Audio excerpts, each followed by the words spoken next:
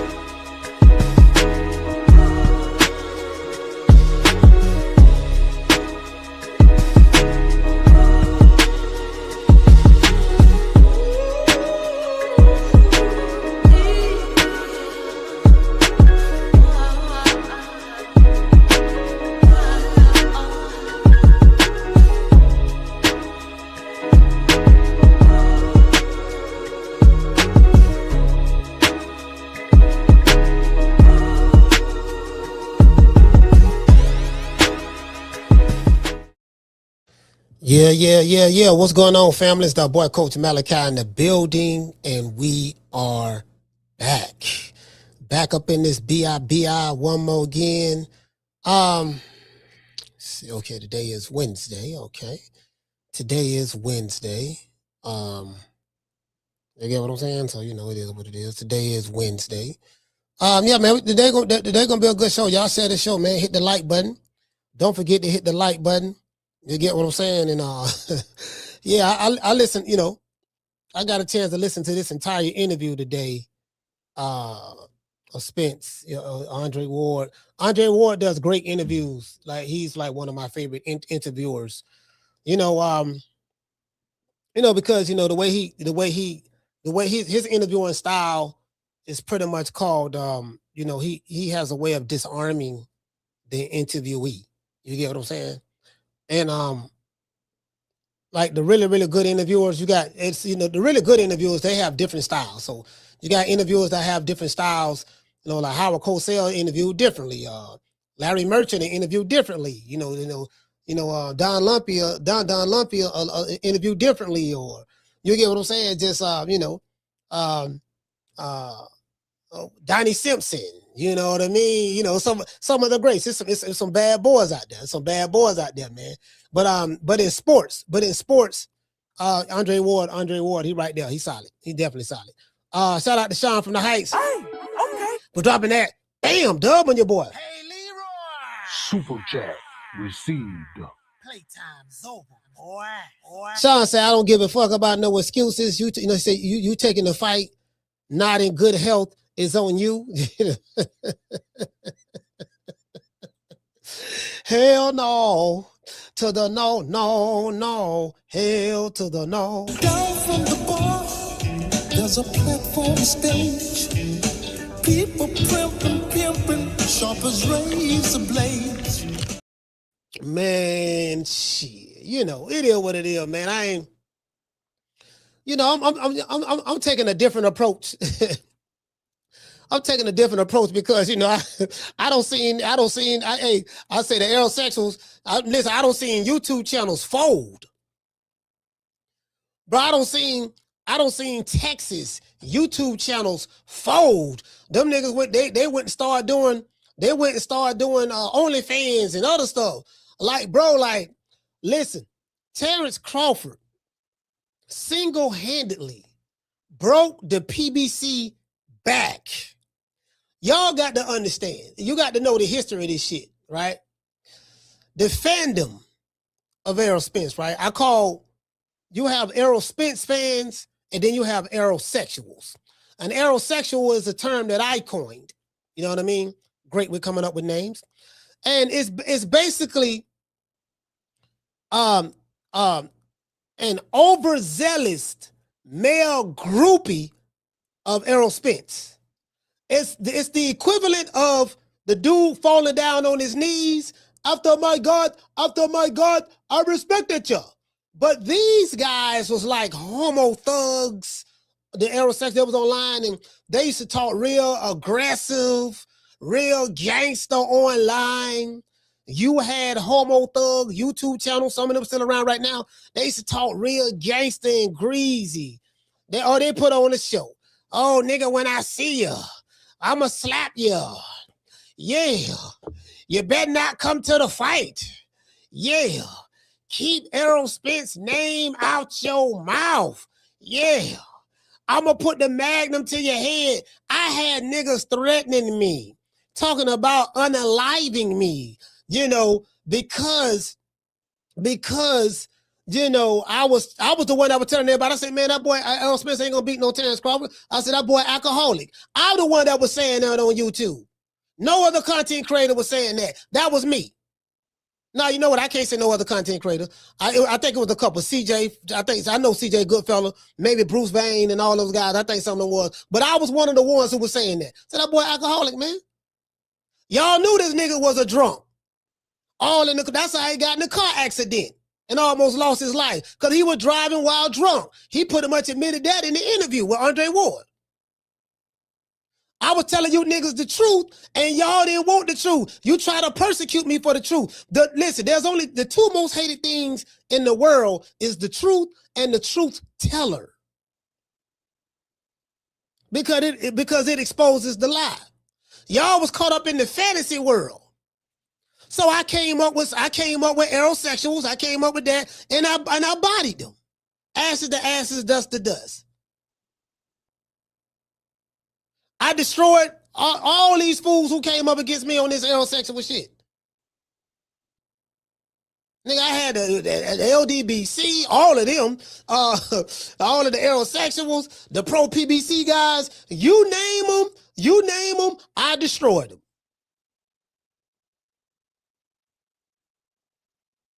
That, they don't fuck with me no more. It's very peaceful now. It's very peaceful. It took about 4.5 years, but they get the point. True.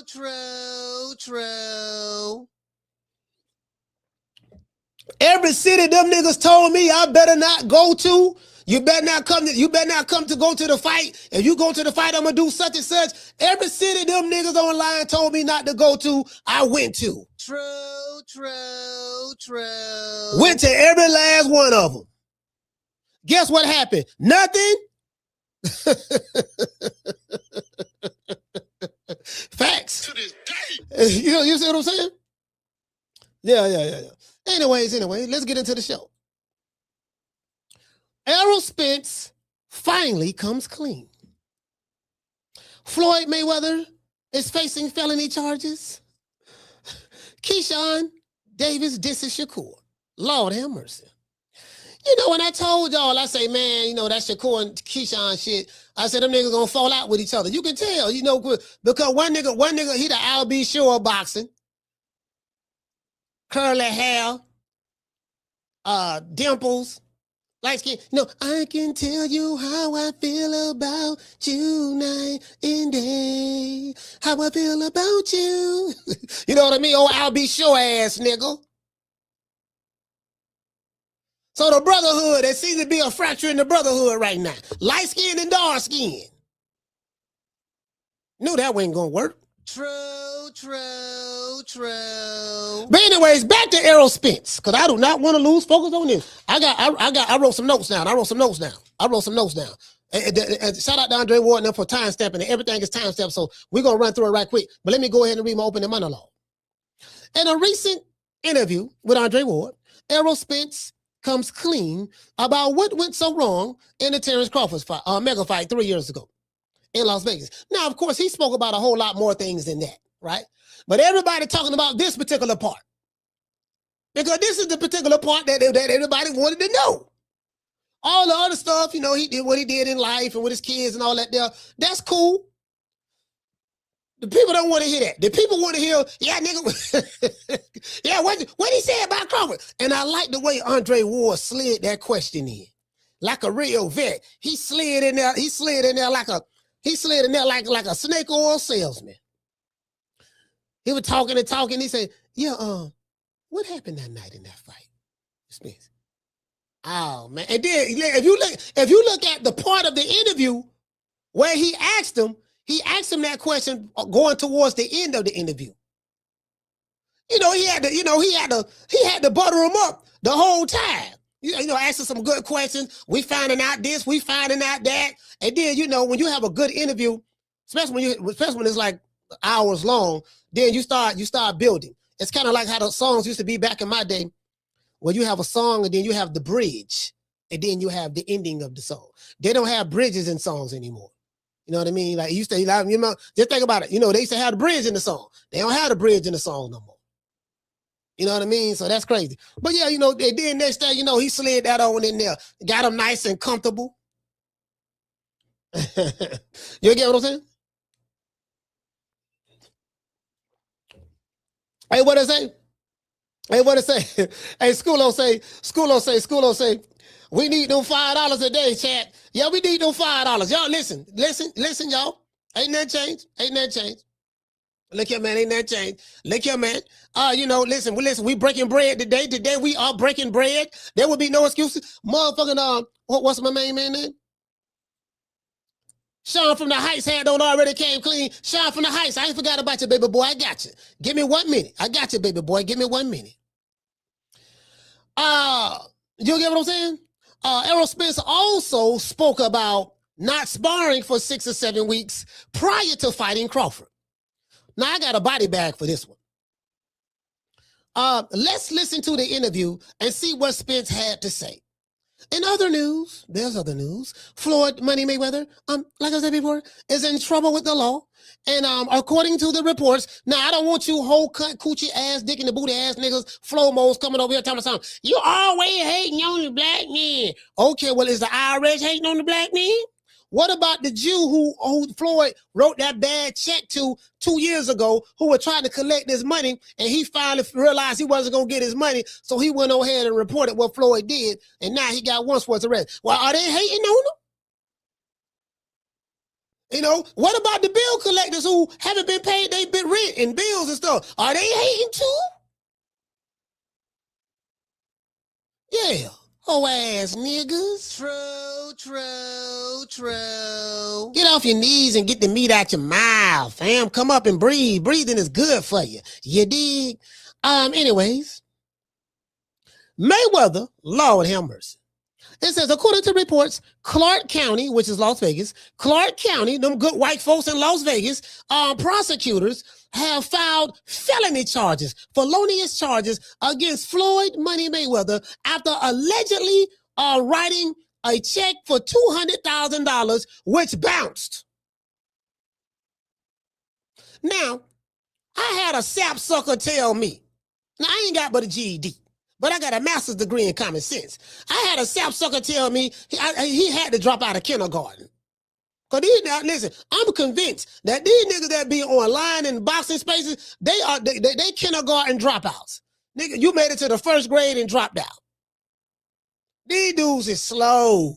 And then, you know, and then guess what? And then so they start out as young dumb niggas. Then when they get older, they become old dumb niggas. You just more seasoned in being dumb, that's all. You know, normally, you know, when you get older, you're supposed to get wiser. Some of these motherfuckers, they are so slow that when they get older, they get dumber. True. You get what I'm saying?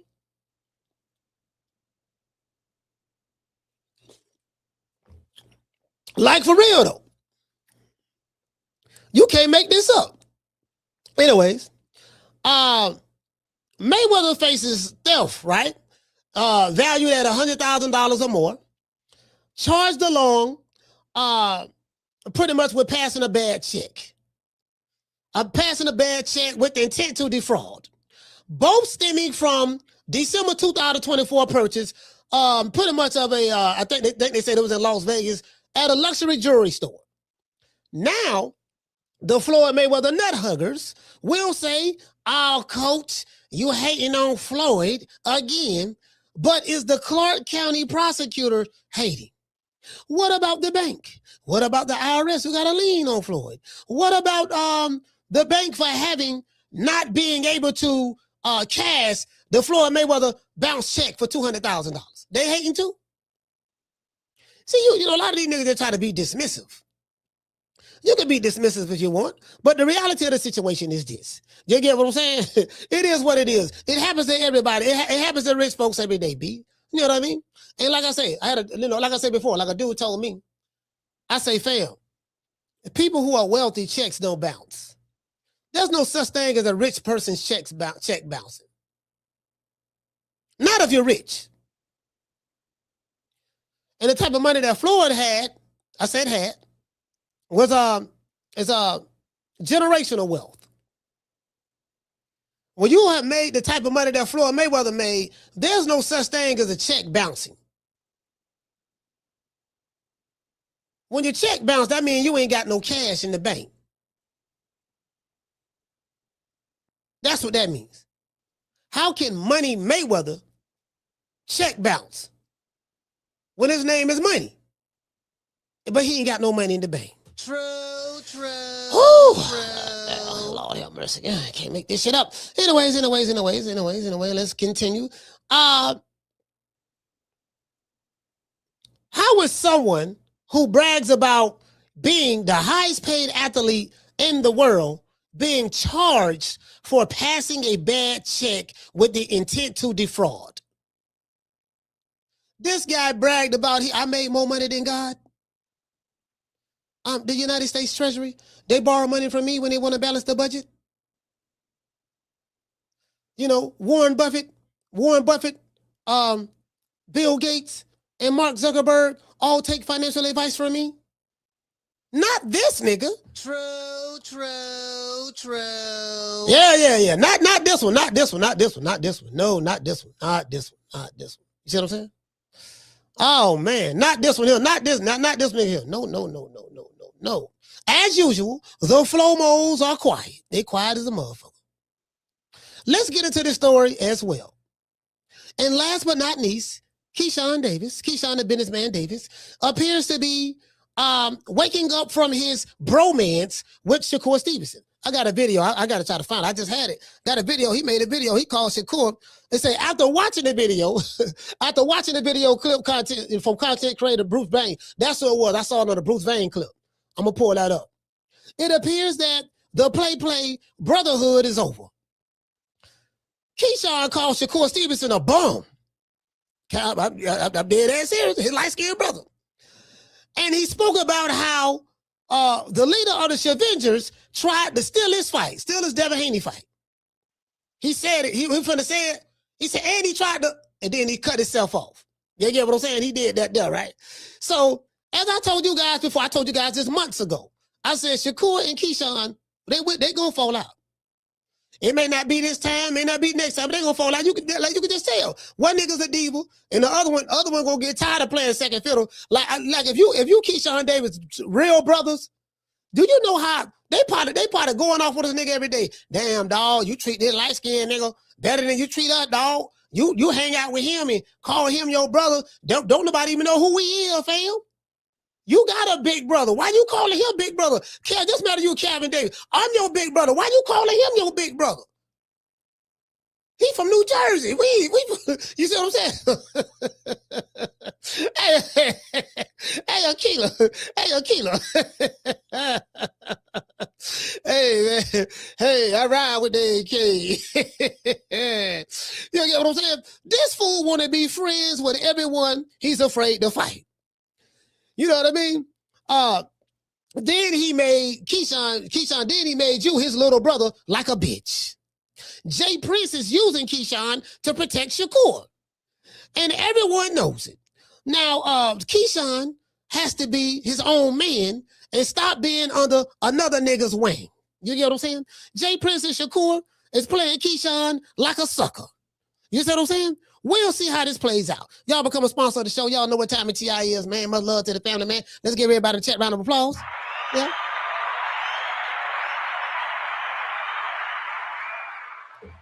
Yeah, man, everything feeling good right now, man. We're going to start it out like this here, man. I want to dedicate this show to the hood. I want to thank the whole hood who came out here. I love y'all. I did this for the hood. Y'all know I beat that boy.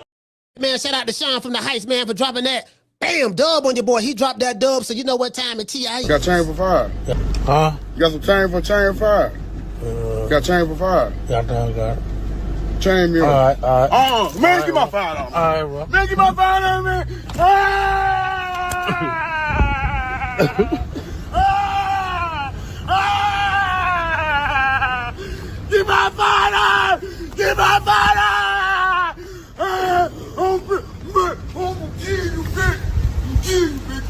fuck $5, man. Man, stop playing me, man. Give me a $5 back. Ah! I'm gonna tell you got it $5.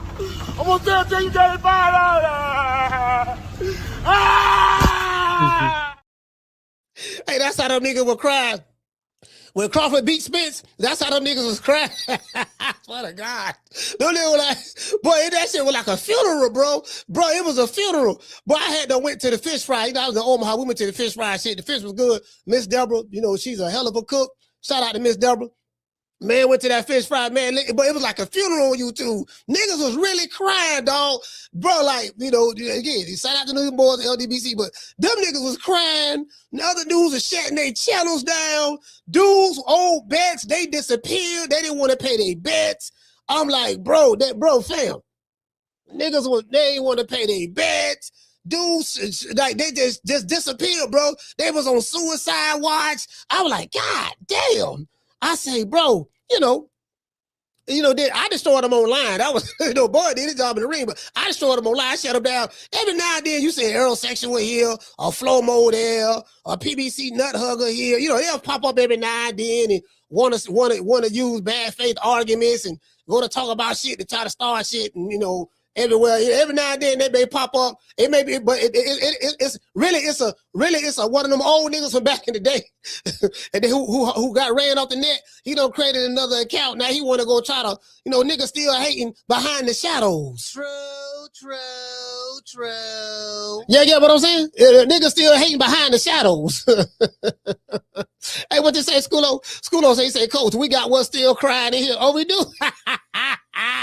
Oh, nigga cry. He sit there crying. Well, I tell you what, I don't know who it is, but whoever in the chat crying, dog, don't worry, it's gonna be all right, dog. Don't worry about it. Don't worry about it, dog. It's gonna be all right, man. You in the chat crying, don't worry about it, fam. It's gonna be all right. This too shall pass. You're gonna be all right, fam. You're gonna be all right. No matter what, if you in the chat crying, I still love you. I still love you.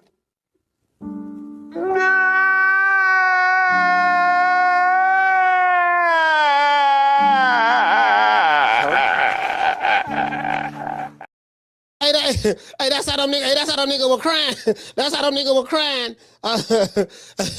Hey, that's how them niggas were crying. They were crying, but the answer doesn't. They were like, boy, they hate Black Freezer, boy. Boy, they hate that black nigga from Omaha, Nebraska, boy. That black nigga from Omaha, Nebraska broke they heart, bro. He shut down the PBC. He broke Errol Spence back. This nigga was gone for 3 years. Then he whooped Canelo. I'm talking about, bro, like, every last one of them, bro, they having strokes. They having strokes right now. Niggas got arthritis in their chin for hating so, bro, like, god damn, fam. You don't got to let it go, fam. It's over with. Let it go. Let it go, fam. It's over with, fam. Nigga don't want to move on. Anyways, let's go ahead and get to this right quick. Nigga don't want to. It's over with, fam. It's okay. You was wrong. It's okay. All right, you've been wrong before. Don't worry about it. You know, you can come back. I know y'all shut your channels down and ran like some BIHs. I know I botted y'all, but y'all can come back. Coach, I don't turn over a new leaf. Y'all can come back. I ain't gonna troll y'all no more. I ain't gonna bother you niggas no more. I don't put enough foots in ass. I don't broke toenails off in you niggas' ass. He didn't know who it was. I do not own the rights to this materials for education purposes only. This right here was Spence is talking about, you know, when he met Al Heyman and when they first met and they started doing business. He said, Al Heyman, I'll let y'all hear for yourself. He didn't know if it's for real or not, so he didn't talk to anybody until it was time to turn professional. Did you turn with Al initially? Yeah. You did? Sure, yeah. Did you meet Al, or was you just talking to his people? They call Al the ghost, brother. You don't see Al that much. Yeah, you know, I was fortunate enough to see Al. I feel like I seen Al more than most boxers have. Like, even talk to him. Like, I still talk to Al. You know what I'm saying? But at first, it was a couple people. It was like, man, I was talking a lot. I was talking top rank. I didn't really get too much talking into Prince. I think he was going through my coach or whatever. But I was talking to top rank really deep. Like, and top rank, you know, they was offering me a huge signing bonus and all that, this and that. And my dad was actually the deciding factor in who I was going with, because I wanted to go with top rank because it was giving me $250,000. Like, I need that. I need that. Like, and Al wasn't giving me nothing. It was.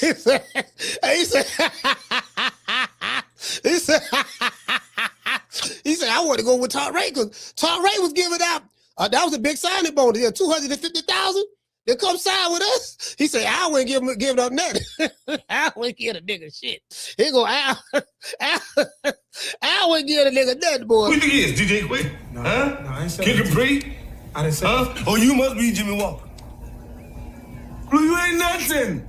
You don't deserve nothing. You don't get nothing. You get what I give you. I got a contract between me and you that say you do what I tell you to do. Therefore, shut up. Don't say nothing. Don't speak to me. Don't look at me. I just want money. You know, I just said. Blue, if I raise up, gonna be trouble. Trouble. I'm walking off. Hey, motherfucker, I was talking about the back end. Now, see, baby boy, check this out, baby boy. See, don't worry about that money up front, right? Don't worry about that deal. See, that's everything glitter and gold. You go and take this back end deal. I'm gonna give you the back end right here, back end promotion. Don't worry, I got you on the back end. Nigga, Al, they say Al a shrewd businessman. Anyway, man, I really enjoyed this interview. This is a good interview. He was trying to give me like a stipend, like $1,500 a month. $1,500 a month, and I was getting paid by USA Boxing probably. Right. Like, and the nigga said, I was giving him a stipend, $1,500 a month. Let's see, top rank, $250,000. Al Heyman, $1,500 a month. God damn, nigga.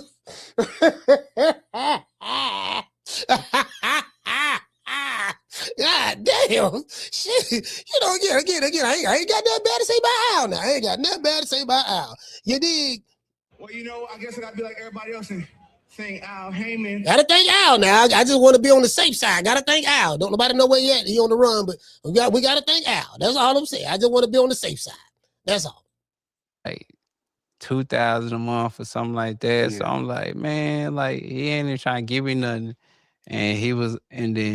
But Al was talking more about, you know, the future. He was talking more about, cause he was saying stuff that was going over my head at the time. Like he was talking about after I retire, retirement, and he like, bro, you know, make sure I'm getting good. Started. Yeah, I'm like, I tell my dad, like, I'm just getting started. Like, yeah, that's dope. That's dope right there, man. I'm going to pass this right here. Let me go to the 47-minute mark. Let's get to the 47-minute mark. What mark this is?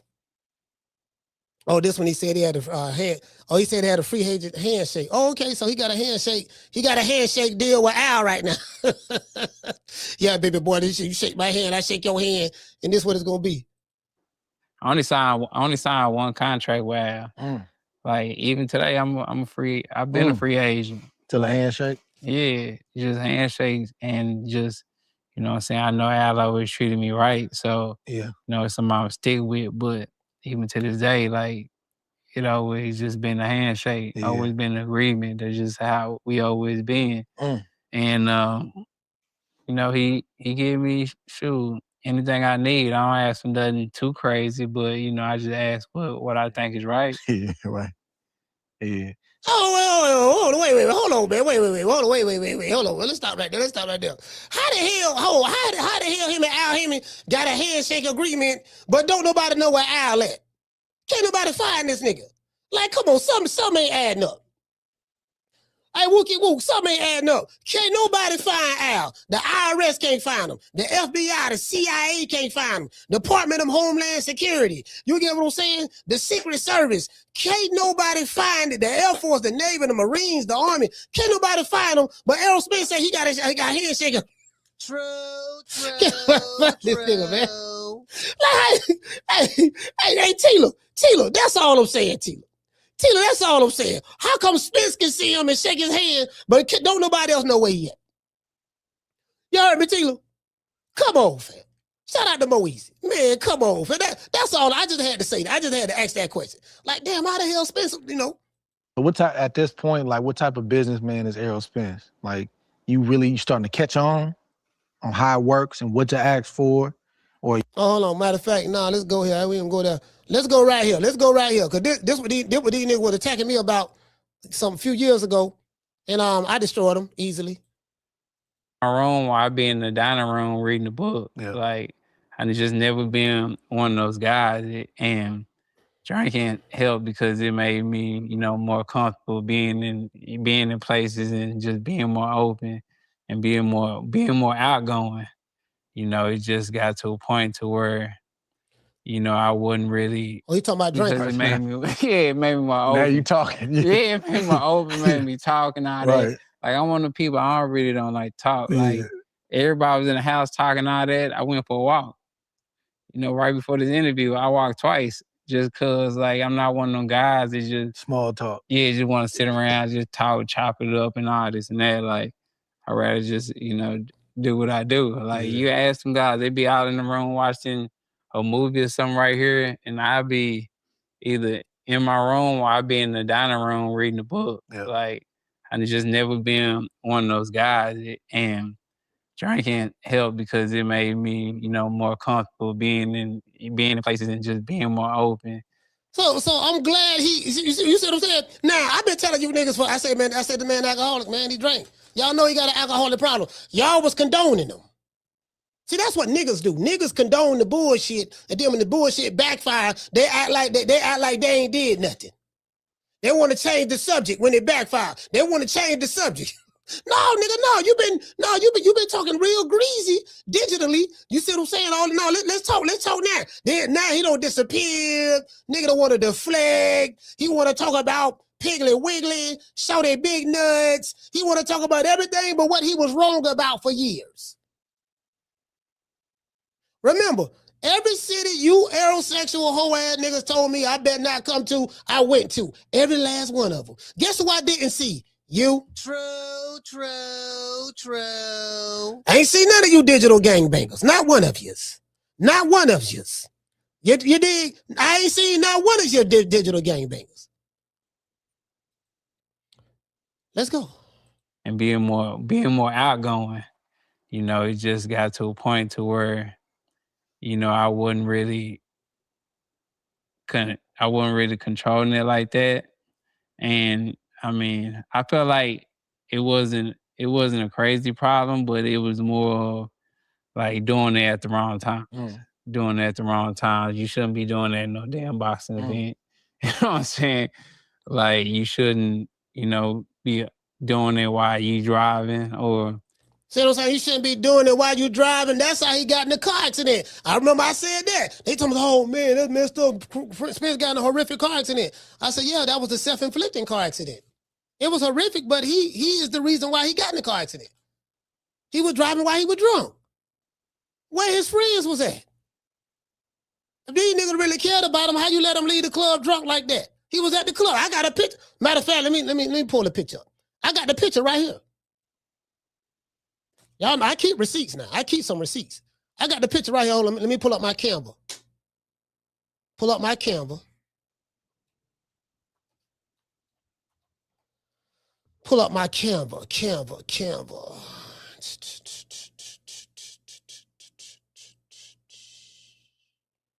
Think I have it. I got it. I damn sure got it. I got it. Got a picture on right when he was in the club. He was sauced up the same night he got in that car accident. I'm looking at my camera right now. Y'all can't see what I'm seeing, but I got it right here. Where you at?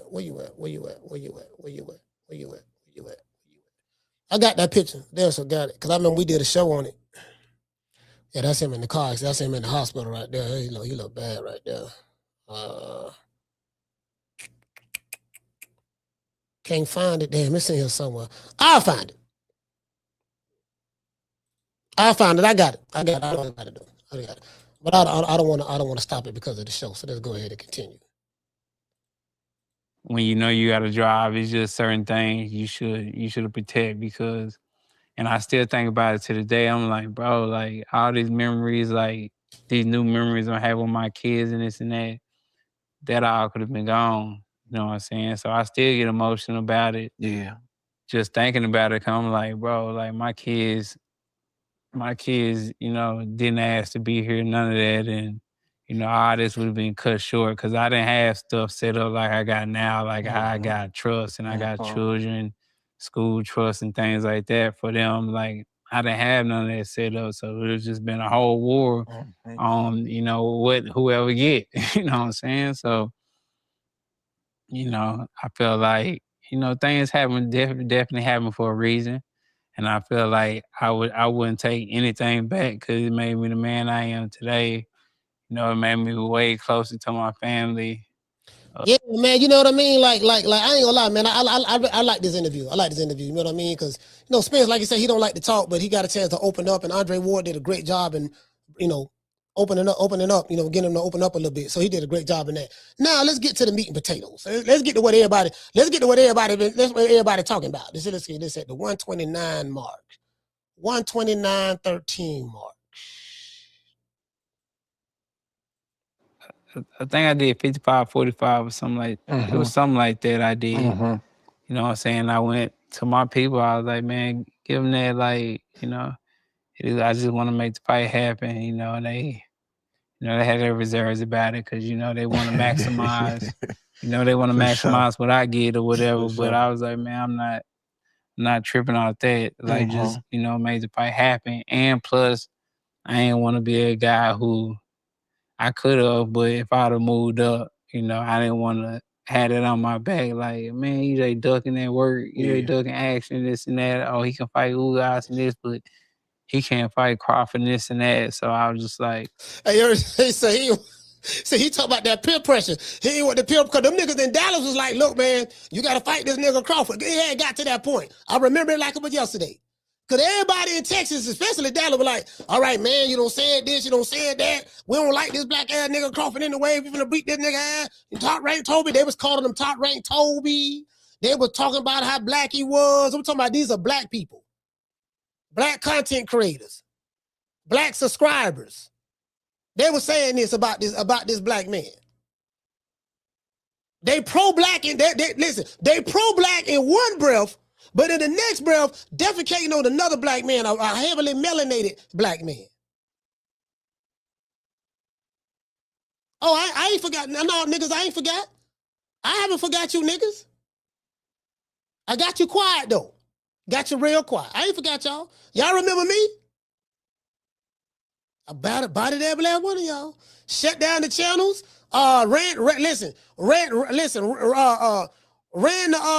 Ran them scary ass Avatar gangsters off. Ran them off. They don't even come over here anymore. Every now and then one will pop up, but they don't even come over here anymore. And they don't call the show. Destroyed every last one of them. Yeah. You did what? Why, my nigga? Why you doing this shit every day, dog? Shit, all with this computer screen. The screen want a motherfucking. You know what I mean? Let's continue. Man, just make it happen. Like, it gotta happen now. Even though I do feel like he probably would have fought me up to 54, but I was just like, maybe if I have him 47s for, all the titles, whatever, this and that. Come on, let's do it. So we talked about it, and I feel like we made it happen between each other before, it could happen, but between the suits. Did you, like, it wasn't no guarantee. They just know what pretty much like, okay, the gate probably just gonna sell out, so that's pretty much gonna be this, sponsorship, site fee. So that's pretty much how you can gauge what you gonna make when you're just going off a percentage. Is that how y'all did it? Yeah. Like, it wasn't no guarantee. Yeah.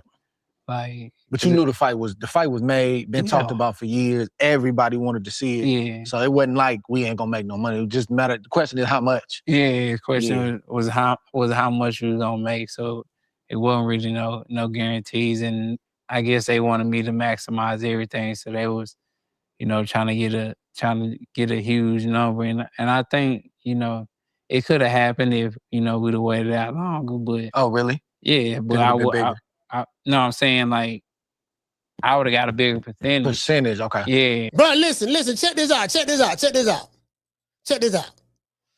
shit had got so bad. Got so bad. Niggas was online talking about some sign the contract. 60, 40, 70, 30, 80, 20. Take whatever we give you. You heard what Spence said. Tell Bud to sign the contract. It was one old crescent nigga out of Chicago. He said, he got a YouTube channel. He said, well, nigga, you got to do what Crawford tell you. You got to do what Spence tell you to do. You got to do what he tell you to do. Whatever he give you, gonna be more than what you would have made from Bob. If Al Heyman tell you to sign it, just sign it. Yeah, I'm like, bro, you couldn't make this shit up. An old nigga getting a Social Security check, choking on a cigarette, listen, on a fixed income, telling a multi-millionaire how he should conduct business in a sport he know nothing about. True. You can't make this shit up. YouTube accountants, YouTube lawyers, YouTube gangsters, YouTube managers. You know, on YouTube, you can be all you can be on this motherfucker.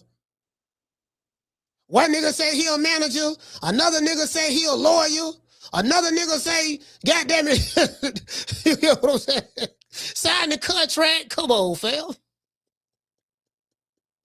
Hey, Schoolo, these dude, you remember that Schoolo? 60, 47. Now, look at Terence Crawford now. He got more money than all them niggas. If he listen, you talking about dudes on YouTube who be in chats, hiding behind avatars. You don't even know how to negotiate a 50-cent raise at your job. But you're going to tell a 8-figure nigga how he should conduct business. You can't make this shit up.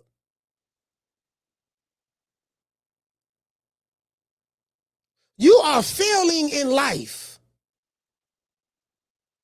And you telling a nigga who winning in life what he should and shouldn't do.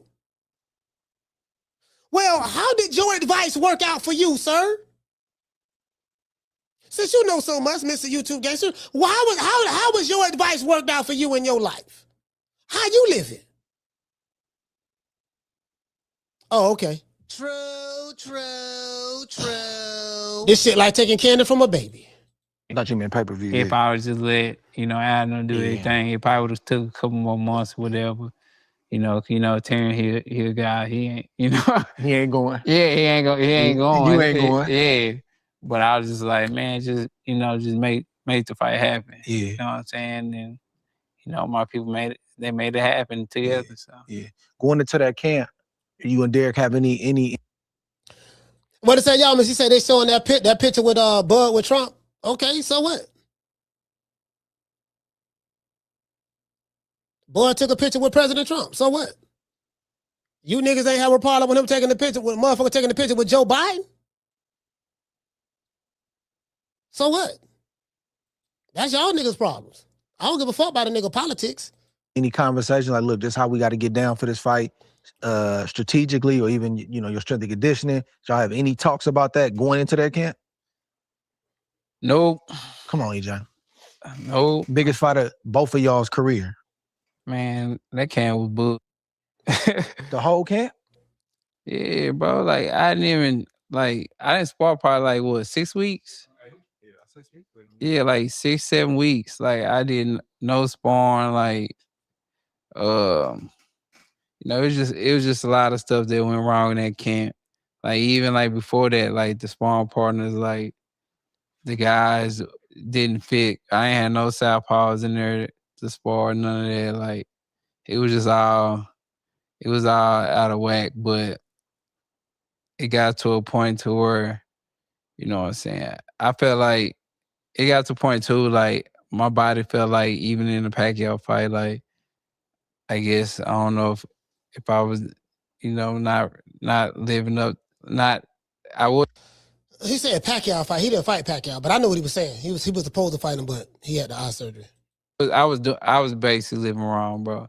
You know what I'm saying? Even getting ready for Crawford? No, I'm saying before the Crawford fight. Got you. And you can't get in camp thinking, you know what I'm saying? You're not that young when you get in camp and you thinking everything gonna be, oh, you good now. Nah, you gotta, even out of camp, you gotta live right. So once you get in camp, everything be cool. Just like now, I'm cool now because, you know what I'm saying, I've been living right. I ain't been drinking none of that, still been working out. So once I get in camp, I'm free flowing. I'm free flowing in that camp, bro. Everything was just out of whack. But and my body was just, it wasn't there. But I wasn't the type of guy who was going, bro. If you look at it, bro, what's the main thing for any organism in the world? What is main goal to do? I don't know. Whatever kids or it has is to. Let's start. Hold on. Let's start right here. Yeah, I ain't. Smith still sound like he's slurring to me. It could be the teeth though. This is too fucking easy. This is too easy. Cause I'm starting to see some of these same whole ass niggas who didn't like Crawford yesterday don't like him today, and that's fine. They have a problem. They have a right to do that. These niggas committed to hating, and I understand that they not be successful in their lives, and I do get that. So, you gotta do what you gotta do, right? Before the fight, cause I'm gonna do a part 2 to this show. Because I gotta show the receipts for those who wasn't here on what happened prior and what happened after. I got all those videos still on my file, on my folder, right? I want to show what all these niggas were saying, who the channels were. I'm talking about how it was prior, and then show all the receipts of everything Errol Spence said. I remember 2018 when Ellie Sucker nigga Nutsack videoed Errol Spence and Terence Crawford at the Mighty Mo Hooker fight. They was in the building. Errol Spence had on like a red sweater, kind of like what I have on. And they was face to face, and everybody was hyped up and this and that. And he was saying he gonna crush Crawford. He gonna do A, B, C, and D. And Crawford said, Crawford said, when I stop him, you know what y'all gonna say? Y'all gonna say he was weight drained. Y'all gonna say he stayed in the weight division too long. Y'all gonna say A, B, C, and D. Crawford said in 2018, everything you niggas was gonna say when he beat Spence. True. Everything he said came true. You niggas proved him right. And you still doing it today. I take my hat out to you committed. Now I get it. You niggas committed. Now I get that. Now. I take my hat out to you, boy. I said, we niggas committed. But he said what y'all was gonna say. And y'all said it. To the T. Nigga still mad. 2026 still mad. For what? Errol Spence don't know you. Errol Spence don't even know y'all. I heard the man say he don't even like to talk. So he damn sure won't talk to you.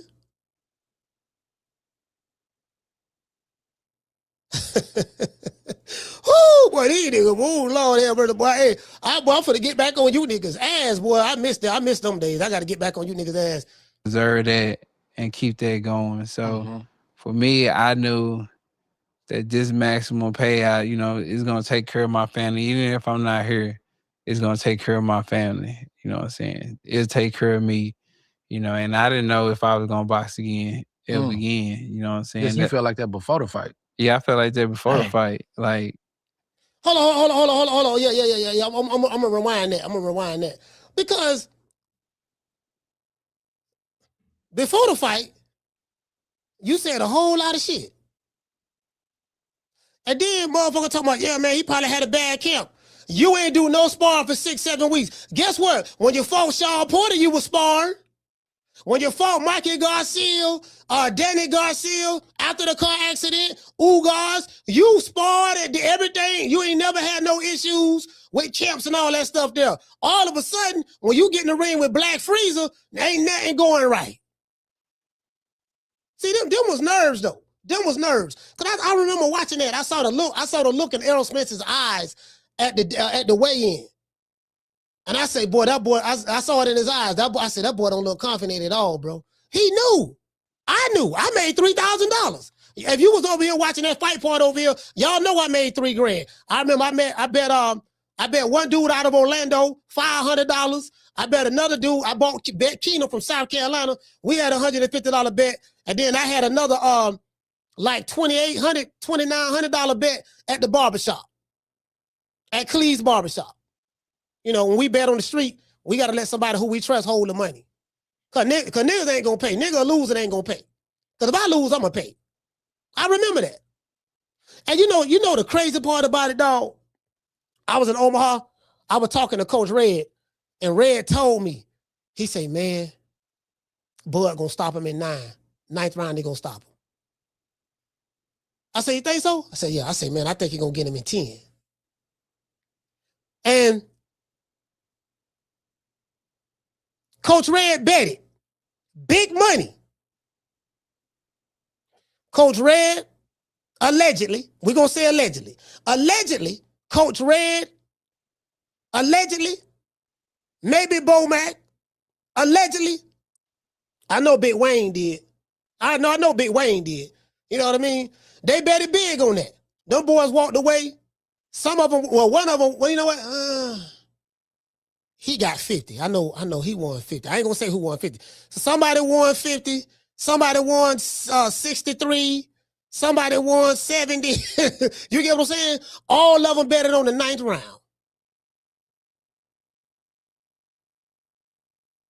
What's the chances?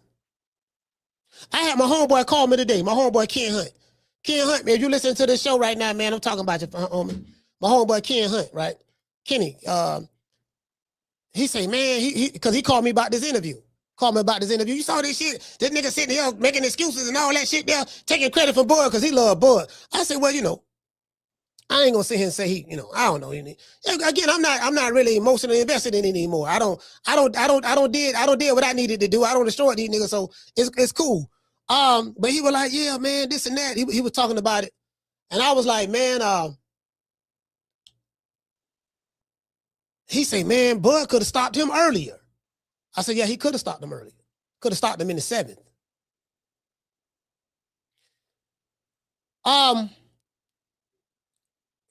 Some believe, there's no proof of this. Some believe that Bud carried him to the 9th. Some believe that. Sources say. Because everybody I know who picked the 9th round cashed out. True. I ain't saying that's what happened. All I'm saying is, just coincidentally. I ain't saying that's what happened though. You know what I'm saying? I ain't saying that. You did. Bud was chinny. He ain't fought nobody. I didn't know if I was gonna box again ever again. That's why I took so long off. Like I took this long off. I didn't know if I was gonna box again, do anything. So I was like, bro, I'm still gonna fight. You know, it is what it is. Like, and I'm not gonna make no excuses about it. I'm just gonna do what I do, and then whatever criticism come with it, bro. But at the end of the day, I'm doing it for a bigger picture. Like, I was hard headed to do stuff my way. So hey, I gotta be hard headed too in this sense to put myself on the altar, man. Sacrifice myself. Hold on, the nigga say I gotta be pig headed or something. To do it my way and put myself on the altar and sacrifice myself. He's admitting that he knew he was gonna get slaughtered. I'm gonna sacrifice myself and put myself on the altar because of the money that I'm gonna make from this fight. He ain't never said that against nobody ever. He ain't say that when he fought Sean Porter. He ain't say that when he fought Danny Garcia. That was after the accident. He ain't say that when he fought Ugas. That was after the accident. He ain't say that when he fought Kell Brook, any other fighter. When he fought Black Freezer, that's what he said. See, that's what I'm trying to tell you, motherfucker. Like, listen, the Black Freezer a motherfucker. I don't know if y'all know anything about Dragon Ball Z. Black Freezer a motherfucker. A whole bunch of motherfuckers don't like Black Freezer. Don't nobody like Black Freezer and Dragon Ball Z. So I understand you niggas hate shit for Crawford. He Black Freezer. That's why I call him Black Freezer. Who like Black Freezer and Dragon Ball Z? Nobody. I'm saying online, but around the world, the nigga known everywhere. Nigga take a picture with the president, niggas mad. Cause they don't like Trump.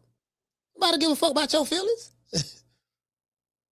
I keep telling y'all, when dudes are multimillionaires and they made me and they make their own money, your feelings are never involved in the equation. Watch millionaire try to please a bunch of niggas who don't like them anyways online. You never liked him. No matter what he did, you niggas had something to say. So fucking what? Nobody cares. Just remember that. You know what I mean? Y'all better try to get some money, fam. Hold on, we got super chats. Shout out to Green Eyes P. I read Green Eyes P. Shout out to Corey from Miami. Hey, okay. Dropping that quarter of a bam dub on your boy. Hey, Leroy. Super chat received. Playtime's over, boy. He said he spoke highly of Al Heyman in his interview, the total opposite of what's being said about him. Yeah, but ain't nobody suing Al. Well, outside of Waddell and Reed, they suing him, but I'm saying from a fighter standpoint. Fighters ain't suing him that I know of, not even Floyd.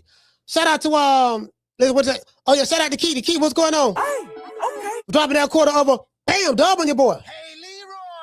Super chat received. Playtime's over, boy. He said, Coach, he also admitted that he glad he didn't make that bet with Crawford. Oh, you know what? I missed that. I must have missed that. I must have missed that. He said he glad he didn't make that bet. Hey, shout out to Dragon Entertainment. Hey, okay. Dropping that quarter of a bam dub on your boy. Hey, Leroy. Super chat received. Playtime's over, boy. Dragon Man said edutainment. Okay. He say salute, Coach. This is Big Brian. Big Brian, what's going on, fam? He said Crawford was too small for Spence. I knew it was too small for Stealth. Al Heyman, Dick Riders are gone. Yeah, they gone. They gone. Yeah, they gone. They gone, bro. I swear, bro, they is gone. Like they gone with the wind. As a matter of fact, we got $3 $5 in a row. Y'all know what time got change for $5. Huh? You got some change for $5. Got change for $5. Got it. Chain me All right. Man, give my $5. All right, bro. Man, give my $5, man.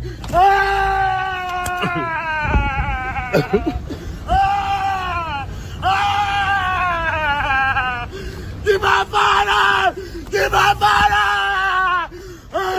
I'm gonna kill you, bitch.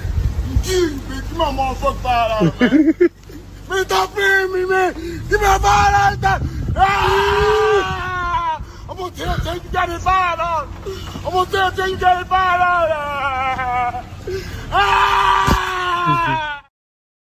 Hey, boy, that was his last $5, boy. Hey, bro. Hey, look here, man. Let me tell you something, boy. Listen, that's the last $5 I got to my name, dog. That's my last $5. Bro, let me tell you something. If you try to strong arm rob, if you got a weapon, you probably can get it. You probably still gonna have to fight him if you got a weapon. But if you try to strong arm rob somebody physically, and it's their last $5 or last $10 or last $20, fam, boy, you got a fighter on your hands. True. Yeah, you got a fighter on your hands, fam. You got a fighter on your hands. I just want to let you know that now. Just in case y'all ain't know, I want to let you know that you got a fighter on your hands right there, boy. You take a nigga last, boy. Nigga, this is my last, boy. You get what I'm saying? See, can I get to 38? Where we at? 37. Yeah, non-disclosure? Oh, yeah? Hold on. Heck yeah, man, because they be talking. Yeah. But, I mean, I wasn't used to none of that. Cause, Yeah. Cause usually I was getting off on my spawn. they don't want to talk about it. Yeah, they ain't going to talk about it, you know what I'm saying? But at that time, Yeah. well, I should have did some NDAs and all that on everybody. But Yeah. So how you feeling when you get to Vegas the week of? What's your honest mental, like, your confidence level, any doubt? well, I got in Vegas probably like 3 weeks before the fight. I was in Vegas for like 3 weeks. And it was just regular training, like hitting the pads, running, trying to do sprints, trying to do whatever, but just basic training, bro. Like it wasn't like ask anybody who was in Vegas in that gym, like they didn't see me spar. Ain't nobody see me sparring, baby. 2 weeks out? 2-3 weeks out. I didn't spar 6 weeks out. So you know what? You know what? The question I have is this. Let's say if I'm to believe this bullshit, because I don't believe that at all. But let's just say I do believe what Errol Spence is saying. You sparred for every fight that you've had throughout your entire career. Now you in the biggest fight of your life, and you don't do no sparring. And he didn't say why he didn't do any sparring. He didn't say he was hurt because they were talking about, yeah, he had hurt ribs. I said, how you had hurt ribs? The man just said he didn't do no sparring. So what he hurt his ribs doing? Jumping jacks? Jogging? Because these aerosexuals, they were trying to cope. They couldn't cope. So they went to making up shit. They went to talk, these aerosexual YouTube channels and these niggas in the chats, they went to holler about the man had high altitude sickness. They said he was sleepy. He was sleeping from eating Mike Tyson edibles. His baby mama gave him something to eat in the back in the locker room that made him sleepy. Then Spence said he was tired. So now these niggas like, yeah, see, I told you he was tired. See, I told you. I'm like, fam, you playing Monday morning quarterback, fam. Prior to the fight, you dudes were saying the total opposite. Man down, strap season. Bro, it's like they got amnesia. I gotta remind these niggas, they got amnesia. They listen, they lost bets, didn't pay their bets, shut down their YouTube channels, shut down their channels, created other fake accounts. This what these niggas did. I supposed to forget about all that shit y'all said prior. You lost all that money. Look at niggas betting rent money, car note money, baby mama welfare check, tax return money. They bet everything. They said was show. They lost everything. Them niggas from Omaha cleaned up. Omaha took the bag and went back to Omaha with it. I was at the fish fry. I was at the parade. Listen, just a true story. I'm at the parade, right? I had no idea I was gonna be on this boat. So I told Bud, I say, look, man, I ain't gonna go to the fight. I ain't gonna be able to go to the fight, man. But I'm gonna come to the fish fry. And that day he beat Spence. That was his mama's birthday. Ain't no what black man gonna lose on his mama's birthday. Shout out to my Jamaican American brother Errol Spence. Shout out to him. But yeah, you get what I'm saying. So I went to the fish fry. The fish was good. Who was there? A lot of people was there. The Guat was there. Carissa Shields, Andre Ward. Shakur was there. It was a bunch of people there. So we go downtown and shit like that, right? So I'm finna walk the parade. Bud was like, man, what's up, man? Come on, man, get up on the boat. Now, this is his family boat. You know what I mean? I'm like, get on the boat. Like, yeah, he pulled him up. Then Shakur came up. The boat was moving. Then Shakur came up. Then me and I think Bud cousin, I forgot his name, pulled them up on the boat. And that's how Shakur got on the boat. And like, bro, just, sitting on the motherfucking boat. I'm like, God damn, you know what I mean? Motherfucking drones everywhere. Drones flying down. Showtime, ESPN, the media was crazy. I had dudes blowing my phone up, telling me, man, coach, you on TV. I said, what you talking about? Man, no, you on, I saw it later. I was like, because I ain't know, I'm looking like, God damn, all these motherfucking drones. But they had a drone like right there. The drone was like right there. Like about 5 feet, about 7 feet away. You get what I'm saying? It was hot than a mug. The fish was good. And let me tell you how much of a good sport this dude is, right? So I was like, we in Miss Deborah's house. I was like, look, man. I say, Bud. I say, look, shit. It was me, Sean Porter, Bud, Bomac. And matter of fact, I put the video out there where everybody was at the table playing. They were playing spades. I'm the one put that video out there. So they was out there playing spades and shit, And I say, man, I had to play the fish. And I say, Bud, man, won't you take a picture with the fish? We having the fish fry. He was like, nah, man, I ain't gonna do that. That's gonna be disrespectful to Spence. That's what he said. He spoke highly of that man. He said that, nah, man, he Spence one of my favorite fighters. I'm a fan of Errol Spence. I ain't say nothing bad about him to this day. listening to these aerosexuals, especially them whole ass niggas that were coming out of Dallas. They were like, listen to them niggas. If you listen to these niggas online, you would think that, yeah, man, he can't even come step foot in Texas. Nigga be in Dallas, nigga be in Houston, all throughout Texas all the time. That's why I told y'all this internet shit ain't real. It's not real. This shit ain't real. This don't believe nothing on YouTube. Niggas in chats, narrative pushing YouTube channels, don't believe that shit ain't real. Because I've been everywhere. I've been to every city that I was threatened not to go to. Whether it was New York, whether it was Dallas, whether it was Vegas, whether it was LA, whether it was Omaha, whether it was Houston, whether it was Virginia, whether it was Kansas City, whether it was Alabama, Mississippi, whether it was Miami, whether it was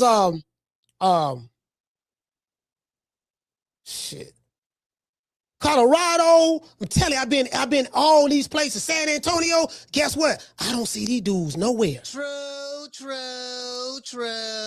They ain't nowhere to be found, dog. I've been to a million fights. They ain't nowhere to be found. Nowhere.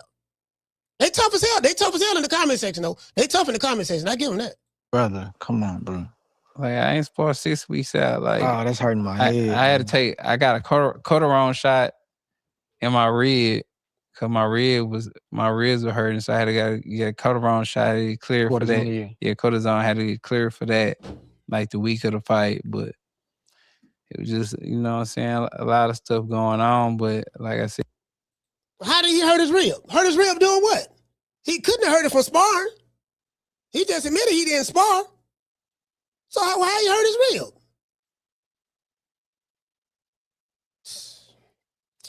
Anyway, I digress.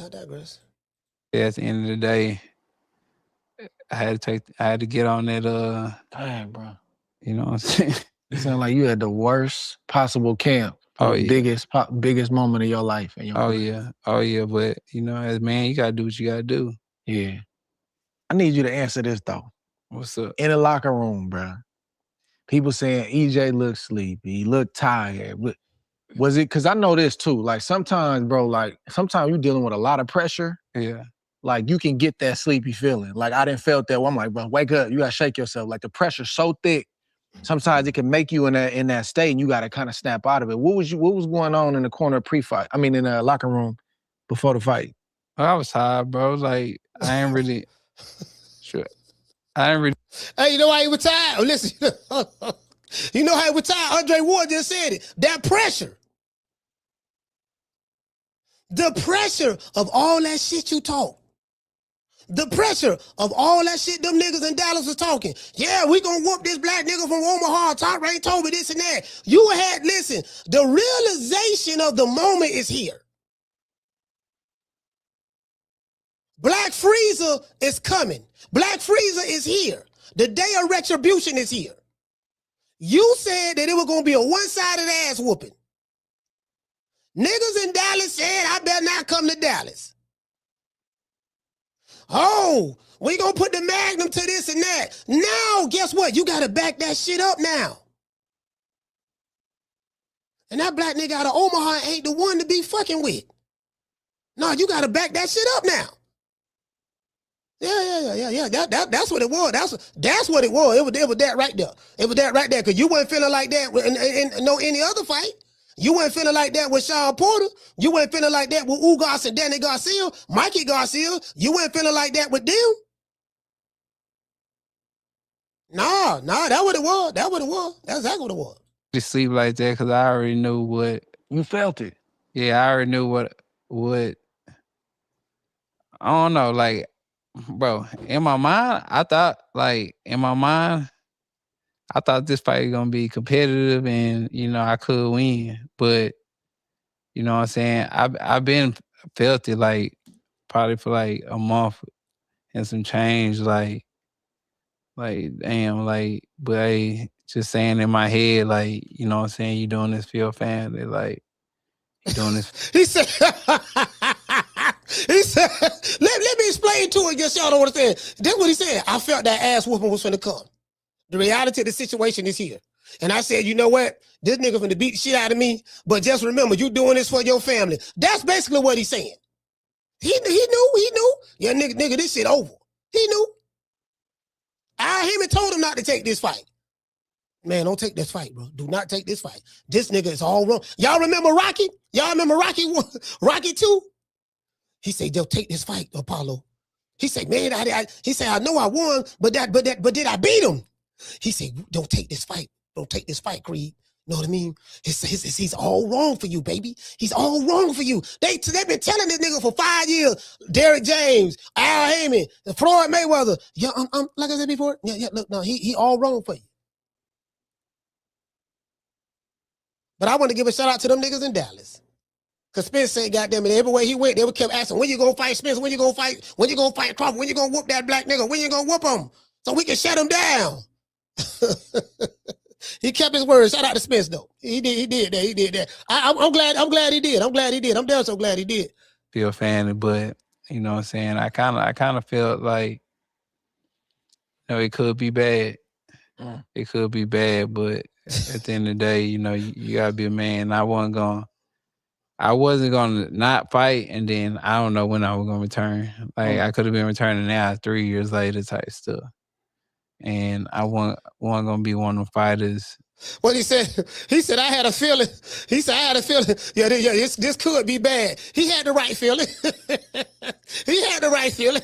Yeah, I got a bad feeling about this, dog. This shit here, man. This nigga, I looked at that nigga eyes, dog. He dead serious, dog. Derek, man. Man, I don't know, man. That nigga over here, man. That black ass nigga, man. What you doing? I know y'all told me not to mess with him, Derek, man, but them niggas in Dallas, man, they putting pressure on me, man.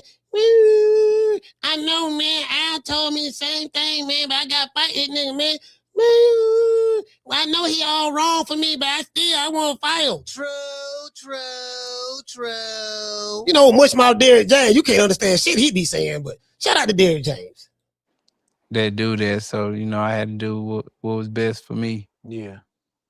So you get in the ring, man, and I think early on he like might have buzzed you with a jab or something like that. I didn't have that happen to me. That's a crazy feeling. That jab is strong if it land in the right spot, especially early. Yeah. You know what I'm saying? It's like a right hand. That's that chinny dude that ain't fought nobody. Chinny that ain't fought nobody. Fight him at the right time. You know how much hate you gotta have for a nigga. You know how much hate you gotta have for a nigga.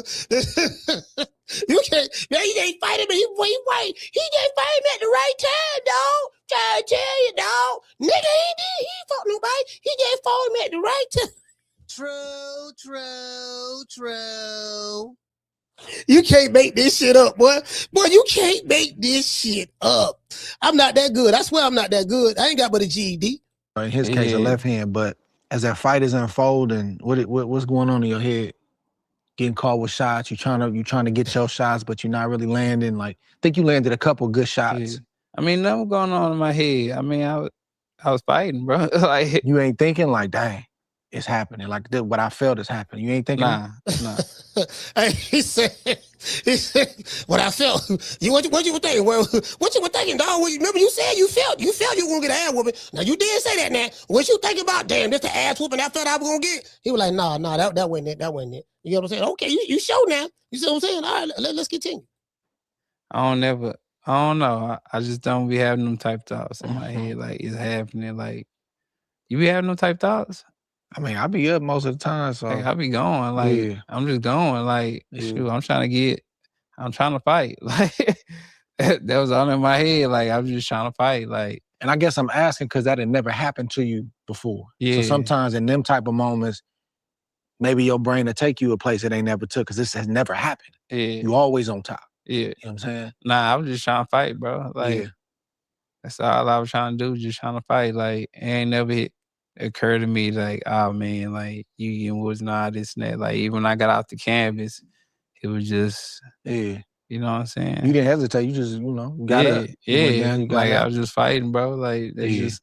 I ain't gonna lie. I will say this. Like Errol Spence did. He did kind of like.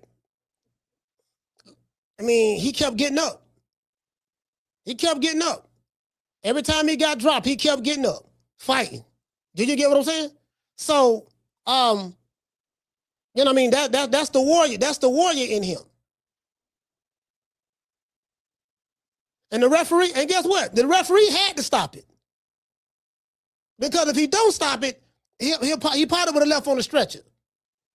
Because if you look at that sequence that led up to the stoppage, and them shots he was getting hit with, Crawford had to caught his ass with a counter.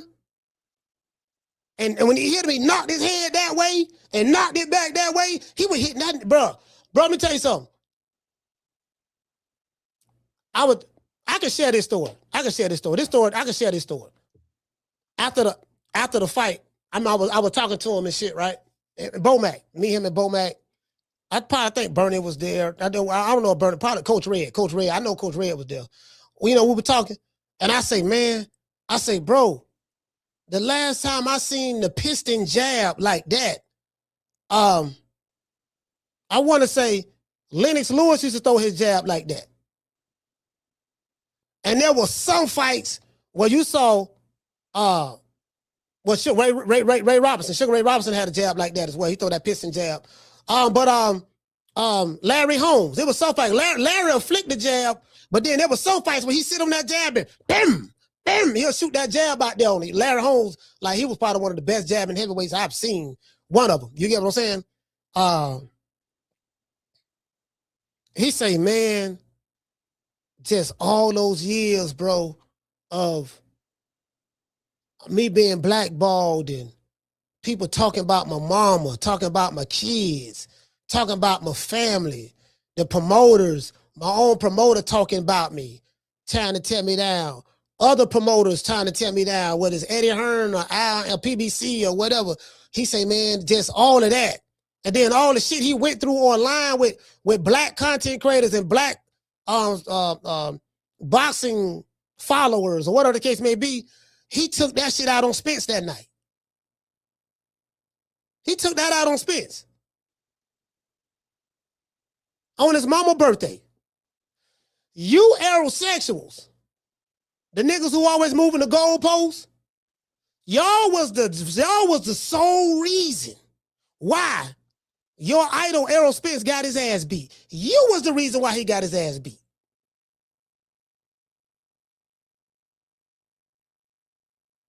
Yeah, tell him what he told me. I'm telling the conversation I had with Bomac. We sitting there talking Bomac like, man, like this was vindication. That's why when you saw Bomac in the locker room in the back, he was like, yeah, fuck him. It was just jubilation. When they asked Bomac, they said, when you knew he fucked up? He said, I knew he fucked up when he signed the contract. True. Errol Spence could have had some Ginsu beans that night. He could have trained with Goku and Vegeta in the gravity chamber. He could have trained with the Angel Wiz and the Lord of Destruction, Lord Beerus. Listen, he wasn't gonna win that for not that night. I don't give a fuck what he could have did. He wasn't gonna win that night. Because it was like this nigga was ready. Ain't nobody never did that boy like that. Danny Garcia fought him after the accident. He didn't do that. Ugas fought him after the accident. He didn't do that. Talking about niggas was hurt. They was crying. I saw live shows, dudes crying. Dudes shut their YouTube channels down. These dudes was hurt.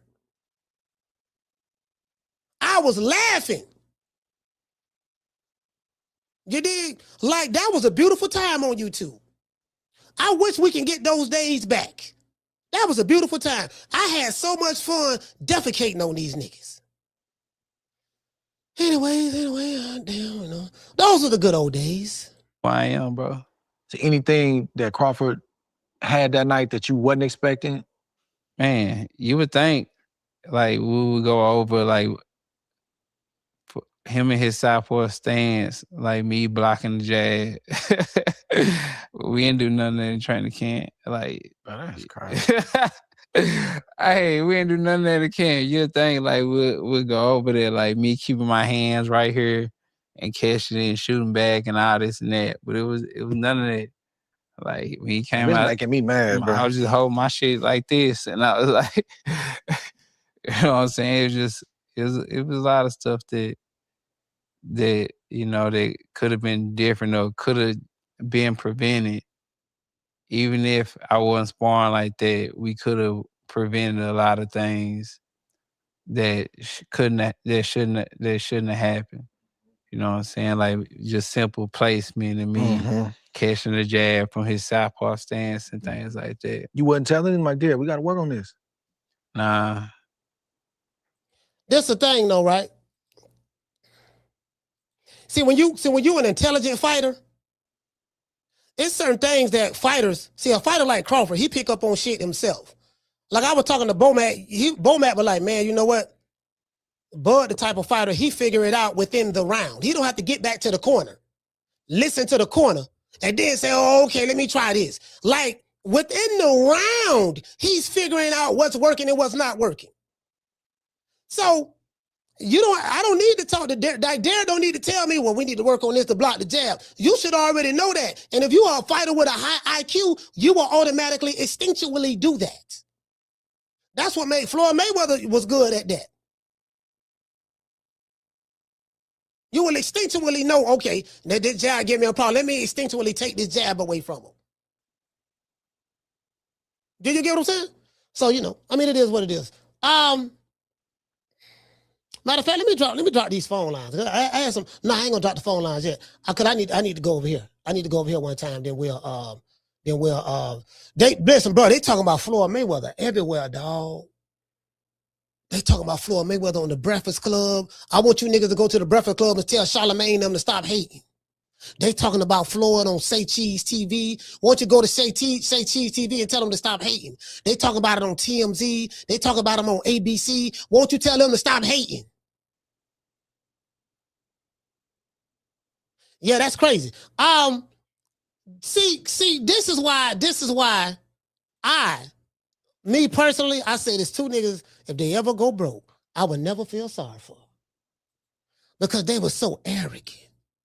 They shitted on the people, defecated on the people. You know, they level of narcissism is at an all-time high. You get what I'm saying? So, let's play this before I drop these phone lines. People are always in my business, worried about what I'm doing, what Floyd is doing, what Floyd ain't doing, what I do got, what I don't got. Just know, I'm gonna stay in my lane. I ain't gonna fuck with nobody, and I don't want nobody to fuck with me. If I go on vacation, my fault. When I go on vacation for 30 days, I take 30 watches with me. Y'all remember this video? This is an old video right here, but I shout out to Nino Brown. Shout out to Nino Brown out of Miami, man. He put this together, so I said, let me play this shit, because I remember this shit like it was yesterday. But you know what? You know what? What's crazy is this. If we add 10 more days, I take 10 more watches. But then I say, if I want to bring out the one and only, then I bring out the watch that costs $18 million. Matter of fact, you know. Now, how is this guy who buy $18 million watches that's really worth about $2 million? He paid $16 million more than what it's really worth. How was that guy writing checks that bounce? For all you slow-mos, because y'all are some special group of people, do you know what a bounce check is? A bounce check is when you write, see, check is paper currency. You write it, you fill it out. It has a routing number on the check, and it has an account number on the check. And that routing number and account number, especially, is tied to you. So how you write a check and you a multi-millionaire, you got $500 million, $1 billion in the bank, and that bitch bounce. Let me tell you what bounce mean. Bounce, just for the slow-mos. Bounce mean that there's no money in the bank account. How is a billionaire like Floyd, billionaire, right? I got properties everywhere, skyscrapers, in Dubai, skyscrapers in New York, private jets, mansions all over the world. How is it possible for a check to bounce when he got a billion in the bank? Is the bank hating on him? What about the jeweler who ain't got paid? Is he hating too? Gotta say that for you slow-mos. True. Y'all special. What I'm gonna do for you motherfuckers today, I'm gonna go for $50,000 because I ain't got shit else to do. Money made. All motherfuckers. Now, we want to give the people an appetizer or something light. So we give you 2 appetizers, then we'll give you a main course. Just a few watches that I got while I travel. So check this out. We're gonna go here first.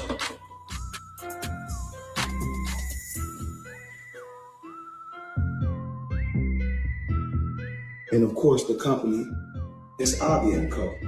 Crazy company. Now, I need you guys to come closer and check this out. So let me come give you guys a breakdown. Well, in the industry, you see a lot of people with this kind of watch, this kind of watch, and this kind of watch. In the industry, what industry? What industry? So in the industry, listen, all the watches, listen, you can get them same watches from Temu right now. Temu, look, they robbing you, chief. Listen, how much you pay for that? 18 million? Man, I saw that same watch on Temu. You could have got it for $250, dog. Did you know that? True. Did you know that?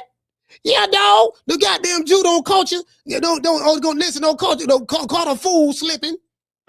Now, I must let everybody know, because everybody pronounces it different. Some say Richard Millie. Myself, I say Rashard Mill, because that's what I was told in 2012 when I first purchased the watch. This right here, and this right here is just a custom watch. Real diamonds, real Rashard Mill strap, but it's just a custom watch. Who is he trying to impress? Warren Buffett? Is he trying to impress Bill Gates? Is he trying to impress Mark Zuckerberg? Is he trying to impress Jeff Bezos? Is he trying to impress the owner of the New York Knicks? Because them white folks ain't impressed with that. Who is he trying to impress? He trying to impress broke niggas that worship him online, in the media. You celebrity worshipers, you idol worshipers. He trying to impress you because the white folks ain't impressed. The Jew that sold him the jewelry ain't impressed. He don't even wear that shit. But he know a fool he can sell it to. Shout out to our good Jewish brothers and sisters from in the Jewish community. Shout out to y'all. Gotta say that to be politically correct. Y'all pick up what I'm putting down. Who are you trying to show out for? Just, Coach, you hating. I know. Now, we'll move on to another case.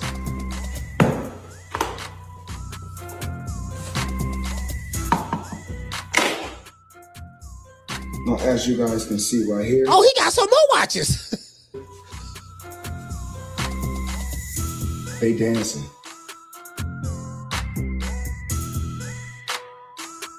Now, a lot of times people ask me, why you don't have no plain watches?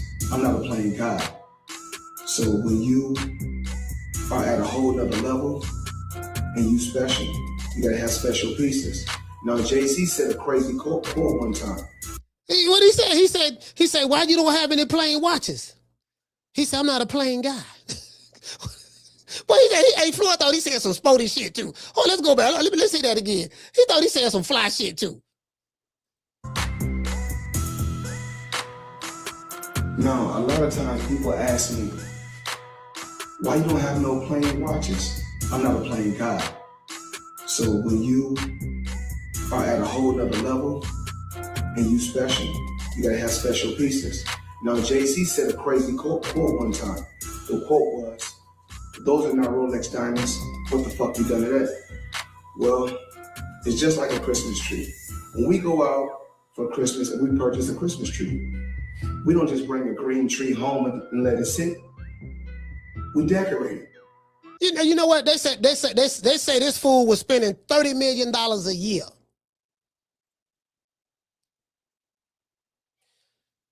Something like that. That's not even including gambling. That's not even including gambling. Matter of fact, they say his security was $1 million a month just for security. $1 million a month, $12 million a year just for security. We ain't talking about the mortgage payments on the mansions. We ain't talking about, you know what I mean, the skyscrapers that's supposed to be making money. The jet he had. But you need about $70,000, $80,000 just to fly that motherfucker. That's just for the fuel, the jet fuel. Jet fuel expensive. Then he buying all this gambling, buying all this jewelry, tricking on hoes. Buying this, buying that. Ain't nobody robbed him. He blowed his money. He said he got to do it big. That's what he said, right? Nigga blowed his money. Now he want to sue every goddamn body. Nah, nigga, nah, you did that. We put lights on it. It gotta shine. Now, me, I'm not a basic guy, like I said before. I like to shine. So now we can go to one of the main course meals. Check it out. Now. Oh, he got some more watches. Oh, goddamn, he got some more. All these pieces is factory. Ask me, do I care? Anybody in the chat, do anybody care that those watches are factory? Do you care? You get what I'm saying? You feel me? Them the same watches he pawned. He pawned at a local jeweler store, a luxury jeweler, a luxury pawn shop in Miami. He pawned all that jewelry. It's supposed to be $100 million worth of jewelry. He pawned it for $13 million. That's $87 million less than what he bought it for. He bought the jewelry, according to Floyd, there was $100 million worth of jewelry. Guess what? The pawn shop in Miami got all that jewelry for $13 million. Lord have mercy. But I make smart investments. True. Shit, I ain't got but a GED, but I know that ain't no smart investment. All factory, all factory, all factory. Now, with that being said, this watch right here. Now, this is a Richard Mille, okay? Actually, I don't know the year, but it's so it's called the Richard Mille. So for all of you dudes out there talking about Richard Mille, it ain't no such thing as a Richard Mille. It's Richard Mille. Thank you, Floyd, for letting us know that. True. Thank Floyd for letting us know that. But when you are put in a certain position, he should be he's able to, like me. You know, when I was in a position, I can pick and choose who I want to, because I earned that right. I'm finna get ready to drop these phone lines, but before I do, I want to give a shout out to Floyd. How in 36 months, of course, with one of my new investments, I would be making $300 million a month. But what investment is that? Just in real estate. I agree. Got you. And I'm heavy in real estate. I'm real heavy in real estate. Even though, you know, I got my own liquid, and that means cash. For those, I break it down in layman's terms. Even though I got a lot of cash. OPM. Okay. OPM. You don't always have to use your money. That's why it's very important for y'all to make sure y'all keep y'all credit right. Talk to us about that. Very important. It's very important. Keep your credit right. Very important. The man makes smart business moves. That's what he made. Just gotta let y'all know that. And for the Flomos out there, you hating me? You hating me? You really big. For all you Flomos, guess what, Flomo? Flomo, guess what? Get off your knees, nigga. After my God, I respected you. I respect you. After my God. respect it. I'm not my God. Give him I'm not my God. You second to God, champ. No. I didn't listen. I respect him. I'm sorry. I respect him. Come on for the nigga pass out. Take the picture before you pass out. Yeah, get him before he pass out. Yeah. Hold him up. Yo, we gotta take this guy everywhere. Yeah. Yo, champ. He needs air. You need air. He needs air. Take the picture. Take the picture before you face the picture. That's my hero, right? That's my hero. One man. It takes a man to take a lot to do this. All right, why you pushing? Don't worry about it. Come on, I got you, guys. Lord have mercy. Anyway, hold on. Before I drop these phone line, I don't want nobody thinking I'm making it up. They say Floyd got a warrant out for his arrest. Coach, you hating. Coach, you hating, dog. Man, you hating. Floyd ain't got no warrant out for his arrest. You sitting there hating on the black man. Hating on the black man, huh? Okay. Y'all ain't got to believe me. Believe Google. Don't everybody believe in Google? Go Google that shit. Yeah. See, they'll never go to them white folks and tell them white folks they hating. Yeah, they want to come over here. Yeah, man, you hate. Listen, let's go to New York Times. New York Times, all right. ESPN, as a matter of fact, let me show y'all. Let me show y'all. I don't want nobody thinking I'm making it up. And again, I don't want to throw anybody under the bus. I don't want nobody thinking I'm making it up. So let me just go ahead, because I know you niggas is slow. Special. You niggas is special, boy. I got to talk to y'all like y'all remedial, because you are. All right, let's see. Now, according to Google, y'all don't got to believe me, believe Google. Don't everybody believe in Google? Go Google that shit. According to Google, AI says Floyd Mayweather is not subject to an active arrest warrant, although a Clark County, Nevada judge initially signed a warrant on April the 30th, 2026. The court subsequently issued a summons in lieu of an arrest warrant for 2 felony charges related to an alleged bad check. So the judge wrote the warrant, he rescinded the warrant. What are the allegations? Prosecutors accuse Mayweather of writing a $200,000 check from a Wells Fargo account on December 31st, 2024 to purchase an Audemars Piguet luxury watch from Las Vegas resale boutique Gold and Beyond. The check was deposited but returned for having insufficient funds. As a result of the bounce check and failure to repay the sum of following a certified notice, the Clark County District Attorney filed formal criminal charges against the 49-year-old former boxer.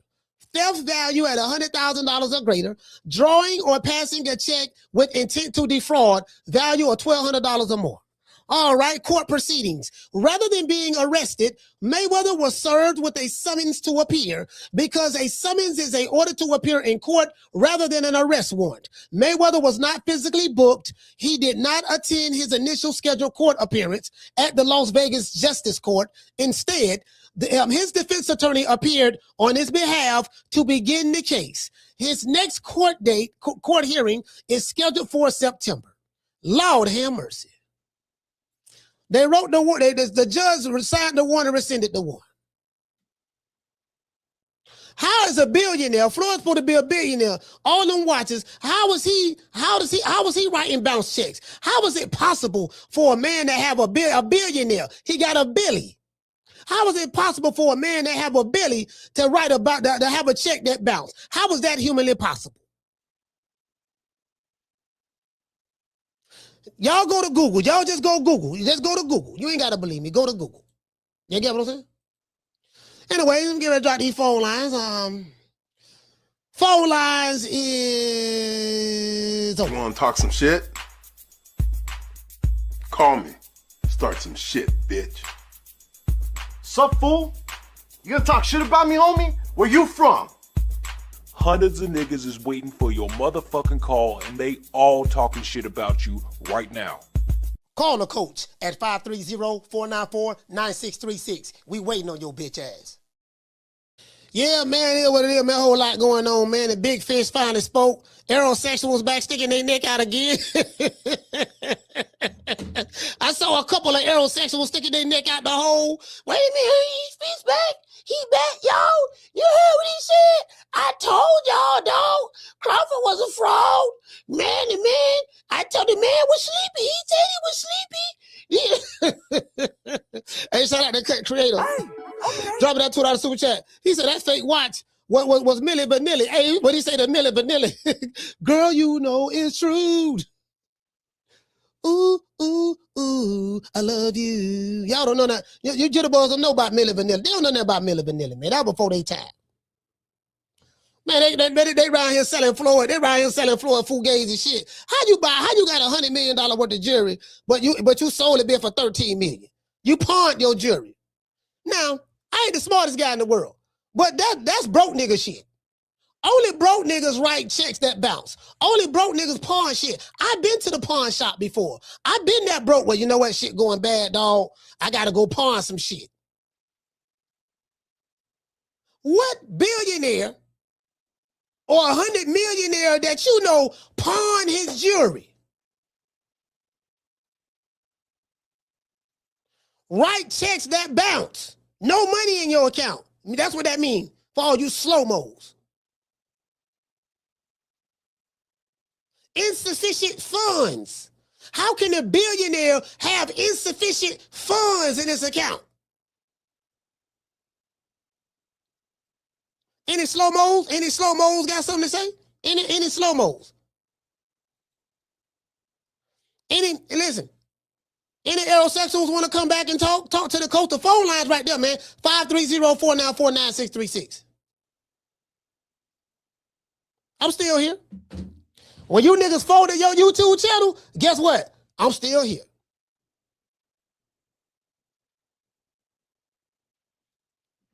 Yeah.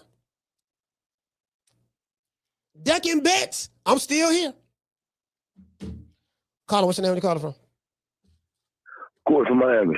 Everything going, brother? Shout out to Corey. Talk to me, brother. Hey, Coach. Hey, so I'm glad Errol finally. Errol, I'm sorry, came out and spoke, because it killed the whole narrative about he was on shrooms and all this shit. About he took a psychedelic before the fight and his girl gave him an edible and all that shit. He was scared. I mean, he said it in so many words. He like, dog. He said he knew months before the fight. He like, bro, I'm probably gonna beat this motherfucker. Like he said it. Yeah. You know what I'm saying? Yeah. So it kills all that. You know what I'm saying? And shout out to him for explaining what I meant to him, because it killed all this. Floyd, he ain't saying it, but he's kind of like pointing at, oh, Al them stole from me. From where Earl say, shit, nah, man, he a good dude. Floyd just burned all his bread up. And all them Buddha Dean ass watches and shit. He got in them watch cases showing everybody that shit, bro. That's a problem now, bro. He like, bro. Coach, I know it's possible, because I've seen cats lose bread before, but I'm like, bro, this nigga was on full, dog. You pawning shit, writing bad checks, bro. He broke. You know what I'm saying? But hey, I'm finna get off the line, big dog. But appreciate the show, dog. And hey, I love that new $5 somebody my name. I've been having that shit for 2 days. All right, salute, fam. Shout out to Corey, man. All right, bro. Hey. Yeah, man. Hey, I got to play it now. We got Cash App and we got a super chat. All right, we got a Cash App. Hey, okay. Hey, man, shout out to Harvey, man. Shout out to Harvey, man. Hold on, what we got? Shout out to Harvey, man, for dropping that. Hold on, what he got? What he dropped? Dropping that half for, as Blue Blood Sports TV would say, I got this from Blue Bloods. Blue Blood say, for dropping that half for Dub on your boy. I got that shit. Hey, so that's why I got it from, right? Y'all mean, we say, dropping that half for, bam, Dub on your boy. So it's Blue. Like, I take a nigga shit, but I get a nigga credit when I take this shit. So I had to took Blue shit, right? This one I was still beefing with the LDBC. We was having digital shootouts and stuff. So, one day Blue came on, he was in the chat. He just came on the chat one day, and somebody was like, man, Blue Blood, was in the chat. And so I had dropped the phone lines. He called and, you know, we spoke, you know what I mean? And me and Blue cool to this day, man. So shout out to Blue Blood. But yeah, I got that from him. So I just took it and put a little spice with it. You get what I'm saying? But while I was trolling, I was making foot mockery of him. I say, I was high and shit. I was high, you know, smoking that good green. And I was making mockery. I say, yeah, man, shout out to Green Eyes P for dropping that half for Dub. Oh, your boy. So I was just saying that shit. And then Blue told me, Blue said, man, you can use it, man. He said, you can use it, man. I ain't tripping. He gave me permission to use it, so I've been using it ever since. No, that's a true story. Shout out to Randy Watson. Hey, okay. Saxon with Chocolate for dropping that quarter of a bam dub on your boy. Hey, Leroy. Super chat received. Playtime's over, boy. He said, Coach Floyd only seen what he saw. Hey, look here, man. Shout out to Harvey, man. Shout out to Harvey. Shout out to Harvey. Shout out to Randy Watson. Shout out, hold on. Did I get Corey? Shout out, I got Cut Creator. Did I get Corey from Miami? Corey from Miami gave a super chat too. Let me see where he at. Yeah, I got Corey right here. Yeah, anyway, yeah, I got Corey earlier. You get what I'm saying? Y'all know what it is, man. Shout out to the super chat. Got chain for $5. Huh? You got some chain for $5. Got chain for $5. Yeah, I got it. Chain me. All right. Man, give my $5. All right, bro. Man, give my $5, man.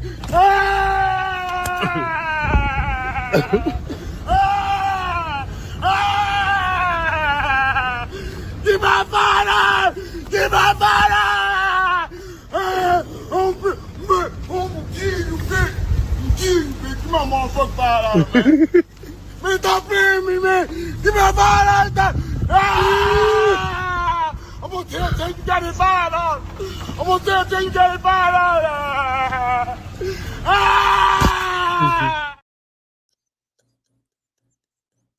God damn. Bro. I don't know what to say. I don't know what. I'm at a loss of words. Hey, Akila, I'm at a loss of words right now. I don't know what to say. Like, I don't know what to say. Like, well, how do you respond from? Hey, Brandy, hey, Brandy. How do you respond from that? He need them $5 back. Hey, look here, hey, Brandy. Boy, that's his last $5? Man, my last $5, dog. Look here, listen, motherfucker, take your last, dog. Your last $5? Man, that nigga was hurt. That motherfucker was crying, hollering and screaming. He was hollering. He wasn't hollering. He wasn't yelling. He was hollering. Nigga hollering and screaming. Those $5, boy. Boy, them goddamn $5 a motherfucker, boy. You get what I'm saying, man? Man, bro, look here, man, bro, fam. Shit. Them motherfucking nigga, boy. God damn, boy. I ain't never seen a nigga holler like that about no $5 now. I ain't gonna say a lot. I ain't never seen nobody holler like that. Not holler like that. He was hollering. He was hollering. If y'all don't know what a hollering is, go back and look at that video. That's what hollering is. Yeah, he was hollering, dog. Shout out to Mr. Boring. He was hollering, fam. He was hollering. Yeah, he was hollering. I plead the fifth. I plead the fifth. 5, 1, 2, 3, 4, 5. Anything you say, 5. Go ahead, ask me a question. Did you? 5. Hey, man, shout out to Miss Didi. Miss Didi, what's going on? Man, hey, look here, man. That man, shit. He finna kill her. He said, I'm gonna kill you, man. Hey, boy, he was dead serious, too, boy. Hey, you know the crazy part about it? If he would have had that fire, if he would have had that heat on him, he would have bust some shots on Buddy. About no $5. About no $5, man. Shit. Hey, he better be lucky that dude wasn't strapped. That dude was gonna dump in that. He was gonna dump in that car. When we finna start dumping. Boom, boom, boom, boom, boom. I don't know if he would have had a switch or whatever. Boy, if he would have had that stick, bro, oh, it would have been over with. That dude, man. Shit. Hey, you don't listen, man. You don't play with a nigga about nobody. I'm trying to think. Have I been there before? I think I've been there before too, dog. I don't know about $5, but I know how it is, boy. When you down like your last few dollars, you be trying to hold on to that shit. Cause my mama, my mama taught me. Betty Jean told me don't never go nowhere broke. She said, I don't care if you ain't got but $1 in your wallet. No, she said, I don't care if you ain't got but $1 in your pocket. You keep that dollar. You better never go nowhere broke. That was her philosophy. Always keep a dollar. Don't if you ain't got nothing but a dollar, you don't spend that bit. You don't spend that dollar no matter what. All right, well, mama, if I ain't got but a dollar, I'm broke. You see what I'm saying? You know what I mean? Yeah, but if that dollar gone, you ain't got nothing but lint in your pocket. At least you got something. You got something to barter. Well, I got a dollar on me. You know what I mean? Maybe if you got a dollar, you got some kind of leverage. When you ain't got nothing, when you ain't got nothing but lint, nigga pulling lint out of his pocket. Nigga pulling lint out. Nigga don't reach in his pocket, reach deep down in his pocket, and don't came up with lint. You know what I mean? Yeah, shit, just like Eric B said. On paid in full. Yeah, nigga ain't got nothing but lint in his pocket, dog. Shit, man, that nigga with a man, I'm trying to tell y'all, man. Hey, I'm trying to tell y'all, boy. Yeah, you get what I'm saying? Yeah, hey, man, look here, man. I ain't listen. I'm trying to tell y'all, boy, that was Better Jean. That what Better Jean told me. Better Jean say, look, man. She say, son, if you ain't got but hey, so them $5 mean a lot to him. Hey, see, like to him, them $5 like $20 million to him. Hey, them $5 like 20 mil. Them $5 like $20 million, bro. I'm telling you. Them $5 like 20, man, shit. Man, I'm trying to, man. Hey, motherfucking shit, nigga, Floyd ain't crying. Floyd, shit, all that money, Floyd, you know, staying like my daddy, you know, Floyd. See, this is the problem, right? Bro, just think about it.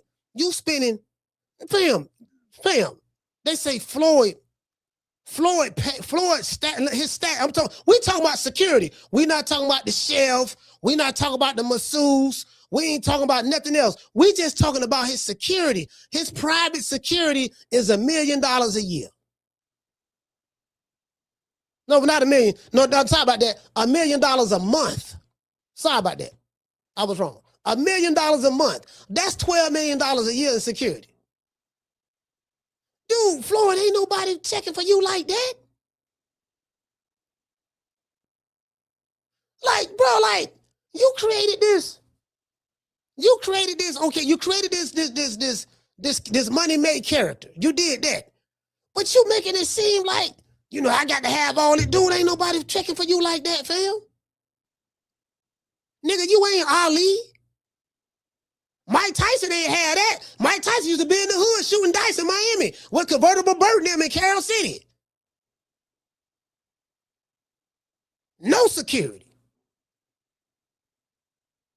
Then when he got out, you know, when he did time and got out, he had the brothers from the Nation of Islam around him. You know, the NOI gonna do their thing. You know, a lot of times you gotta have security for you. You really gotta have security to protect you. Because the motherfucker may come up and say you did something to him and all that shit there. And you know, Mike a wild boy, so you know, so you gotta have security just so you can have to protect you from lawsuits or people coming up saying shit. Yeah, this nigga act like, you know what I mean? He act like he the motherfucker. You nigga, you ain't the president. Like, what you got 12? Bro, he got 12. Bro, fam, I can't see me paying a nigga $1 million a month for security, bro. And see, this is what I'm saying. You create all this extra stress on yourself by flossing your wealth. You ain't bragging to the white folks because the white folks they not impressed by that. They know you just a consumer. They know your money gonna be gone soon. Cause you spending all your money with them. You bought your jet from them. You buying jet fuel from them. You paid $100 million for jewelry that was only worth probably about $10 million. They saw you coming a mile away. Dog. $1 million a month security for what? Just stay in the house. You stay in the house, you don't need no security. I'm in the house. I'm in a gated community. I'm over there. Well, he in Henderson, Nevada, or if he in Miami, he probably on Star Island. Like, you know, I'm like, fam, like, you know, get what I'm saying? I'm in the house. And I, you know, I ain't like you going to block parties or, you know, you going to, you get what I'm saying? You finna go to O Block. shoot dice with the homies. $1 million a month? Shit, nigga, you could have, shit. Bro, damn, you walking around with Louis Vuitton bags full of cash money. And you got your security carrying the money for you. Why would you put your life in danger like that? Why would you put that kind of stress on them like that? Nobody don't care nothing about them nigga sizes. What do I mean by that? When some dudes coming to get you, dog, you know the first person gonna get popped? Your security. They gonna bust the security first. We want to see how much you're willing to give your life for Floyd Mayweather. I ain't saying me. I'm just saying. If some wolves really wanted to come get you like that, bro, you can't be like who walks around with cash like that? Warren Buffett don't do it. Jay-Z don't do it. What's my main man name? Byron Allen don't do it. Bob Johnson don't do it. You know, it's a whole bunch of Tyler Perry, whole bunch of black entertainer celebrities that don't do that. Guess the one fool that do it, Floyd. True. You trying to be like the rappers. Rapper broke too. He just trying to, anytime a nigga shining, trying to show you he got all the money and he got designer this and designer that, he ain't got nothing.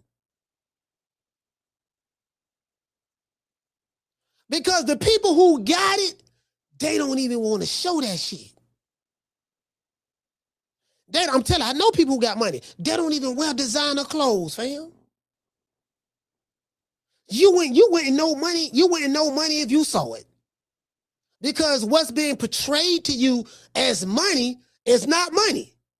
Your vision and perception of money is the dude with the jewelry, the dude with the designer street clothes, the dude with the designer belt, the dude with the, you get what I'm saying, that's flashing. That's not money. The motherfuckers who got money, they don't even want you. I got motherfuckers that got money live right here where I live at right now. 5-bedroom house. I'm in a 5-bedroom here. But the motherfuckers they got money, dog. These motherfuckers so low in the cut, and I ain't got no money. I'm talking about the comparison to them. I ain't got no money. They got the money. They so discreet, you won't even know. A gold digger couldn't even catch them if they tried. Because if you're trained to view wealth a certain way, you totally missed the boat. The motherfuckers I know got money, man, they don't want that kind of stress on them, bro. Nigga can't go nowhere. You can't go nowhere, fam. Motherfucker look at you as a lick. That dumb ass nigga, oh shit, goddamn, you won't believe it. What happened, dog? Man, that Floyd right there with that Louis Vuitton bag. Man, you know he got probably about a good meal in there. Oh, he finna get ready to go to a Louis Vuitton store? Yeah. What, he got the security with him? Yeah, okay, let's bust them first. True. Hey, I'm just telling you, I'm trying to tell you. I know what the fuck I'm talking about. I know what I'm talking about. I'm trying to tell you that. If a motherfucker really want to get you, they're gonna take whatever your defense is, they're gonna take out the defenses first.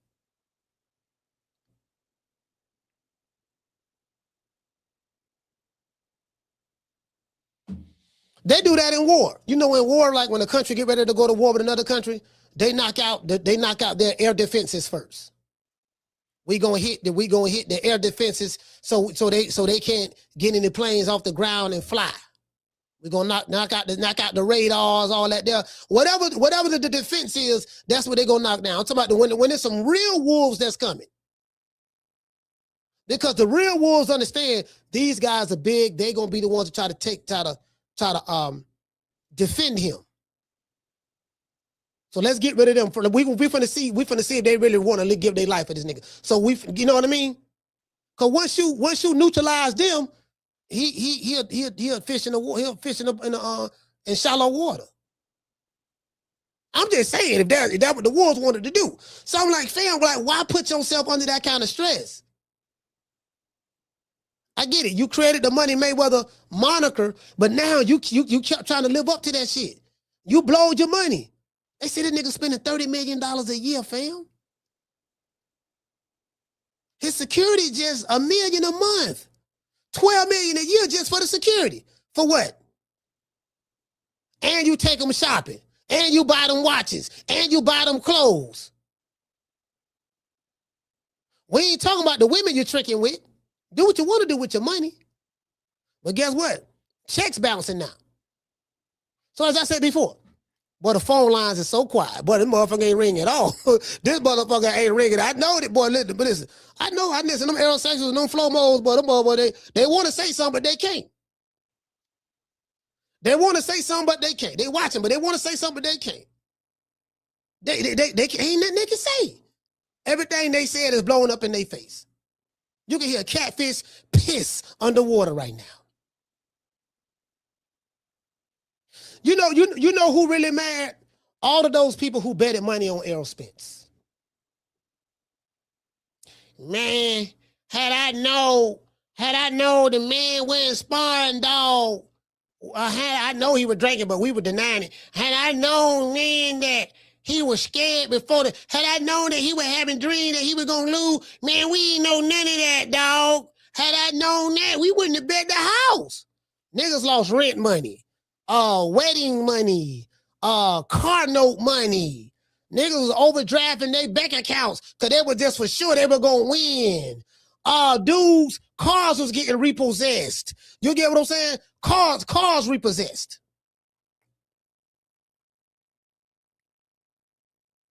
You can't make this shit up. And just, and just to see him, hey, shout out to Coach Eddie. Coach Eddie, what's going on? He say Floyd just couldn't have a hire after, my God, I respected you for security. Look here, man.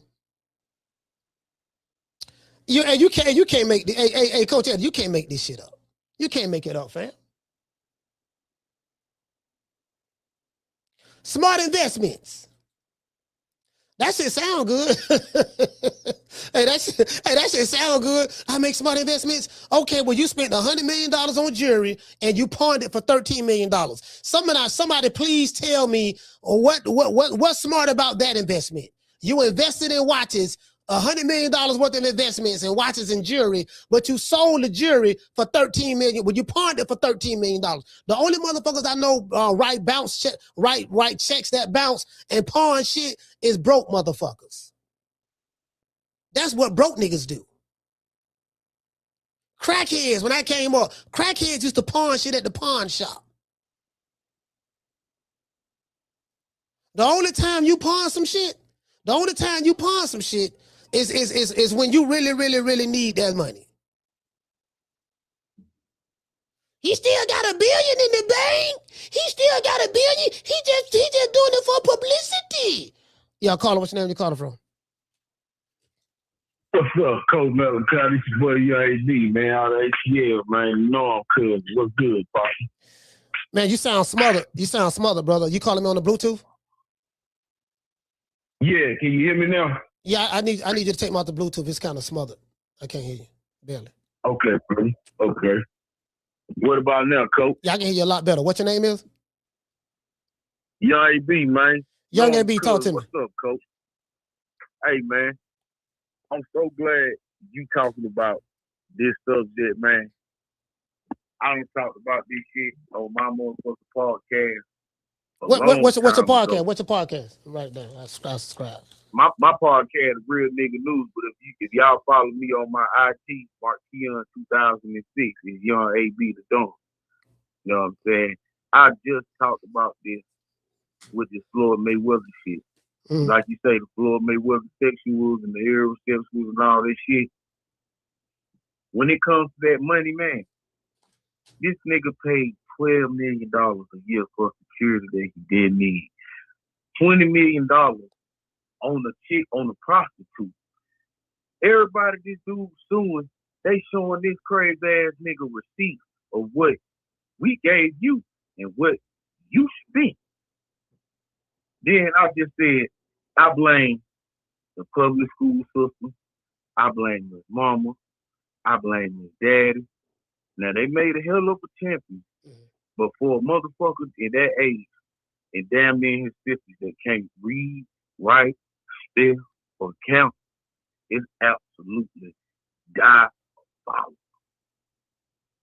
Well, you know, young AB, you know what though? You know, to be fair, when Florida's a grown man, when you reach a certain age, it has to be something about you that you should want better for yourself. He has the resources to learn how to read, to become a lot more educated. He has the resources, but I think he was just so caught up in, I got all this money.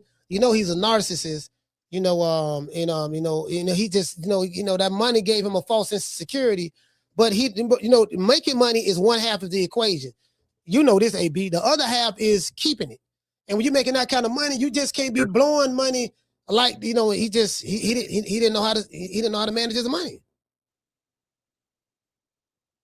I'm starting to think about that shit 50 Cent said when 50 was really trying to get this nigga paperwork in order before he went to jail. Yeah. 50 told this nigga, bro, you getting fucked, man. Let me look, let's do this. And for those that don't know, Floyd do not own TMT. That shit is actually 50 Cent, bro. 50 just a graceful nigga that, you know what I'm saying, give a nigga mercy because he saw the whole chessboard fall before the shit happened. He told y'all when he get the money, he fight, spend the money, get the money. Fight, get the money, spend the money. Them folks saying, damn, Phil, you think the money gone already? Phil's like, that money been gone. He said, you will see that nigga at your local club performance, giving out a promo. And this is exactly what the shit came to, man. But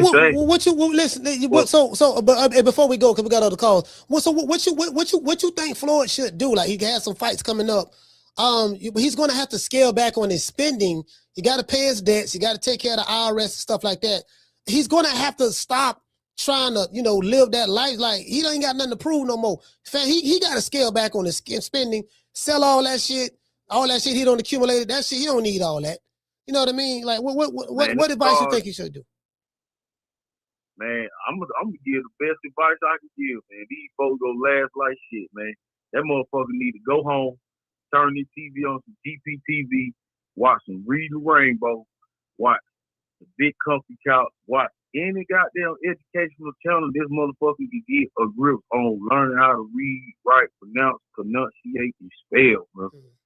Cause it don't matter if you get the money. If you uneducated, it's just like the same shit with Broner. He got the money now, but shit, eventually them white girls gonna be his downfall. He playing a dangerous game, boy. Hey man, I listen, man. I don't want to see nothing happen to AB, but man, he playing a dangerous game on that stream, bro, for real. Yeah. All right, but shout out to young AB, man. Hey, salute to you, brother. ATL, stand up. Yeah. Yeah, it's like Agent Broner seems like he don't have any sexual control. It's like when you see him on camera around this woman, it's like he's so thirsty and aggressive. Like, fam, bro, like, you doing all this on camera. So if all it takes is for one of these chicks to say you did A, B, C, and D to them off camera and she stick to that shit, people gonna believe you did it. Well, your followers ain't gonna believe it because your followers can see you do some shit on camera and they will say that ain't what happened. That's what they'll say.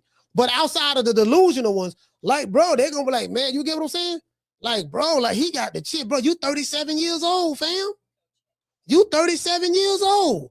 AB will be 37 in July. Next month. He acting like he 18, 19. AB back, he back. Nah, that dude ain't back, bro. Caller, what's your name when you calling from? Hey, what up, Coach? It's Coach Eddie from ATL. Coach Eddie, talk to me. What's good, brother? I checked out the interview with Andre Ward and Errol Spence. It was a good interview. It was very revealing, eye-opening.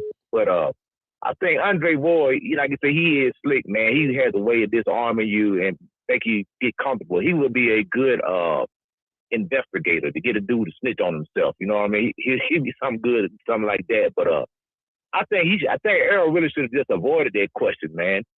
You know, maybe he should have just played. You know, maybe I'll talk about that later because it sounds like a bunch of excuses, man.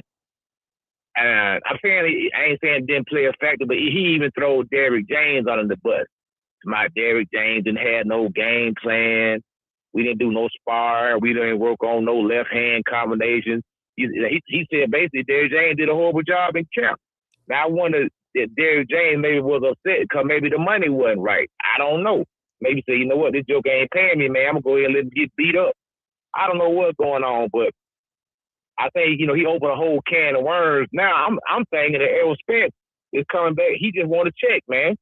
He might go in there and get beat up by Tim Tszyu, you know what I mean? I ain't gonna lie, bro. He said he did it for the money with the Crawford fight. Yeah, I ain't got no confidence he gonna beat Tim Tszyu, man. I ain't gonna lie, bro. Like, I just don't like his whole body language. It's like, just me watching him, I don't see no hunger. I don't see no passion. It's just like, yeah, man, you know, I'm fight Tim Tszyu, you know, and yeah, I'm back to my family and this and that, and you know, I'm like, man, yeah, I ain't gonna lie, bro. Like, I don't see that spark. I don't see that spark. You know, I don't see it, bro. Like, I don't know about this fight here, man. Not that. I mean, I think he's coming back for a check, man.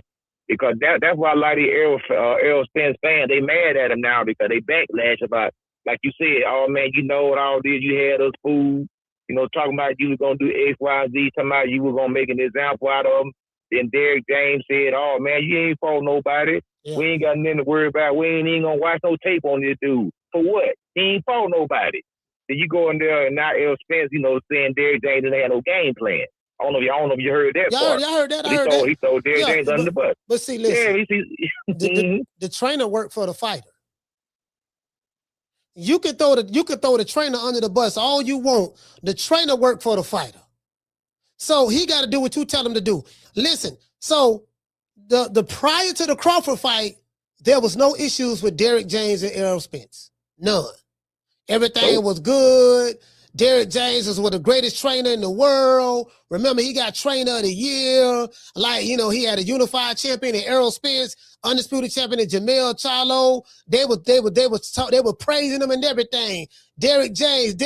You remember how it was. And then now when they lose, now it's Derrick James' fault. Yeah. They blame Derrick James. Everybody was rocking with Derrick James. He had Anthony Joshua.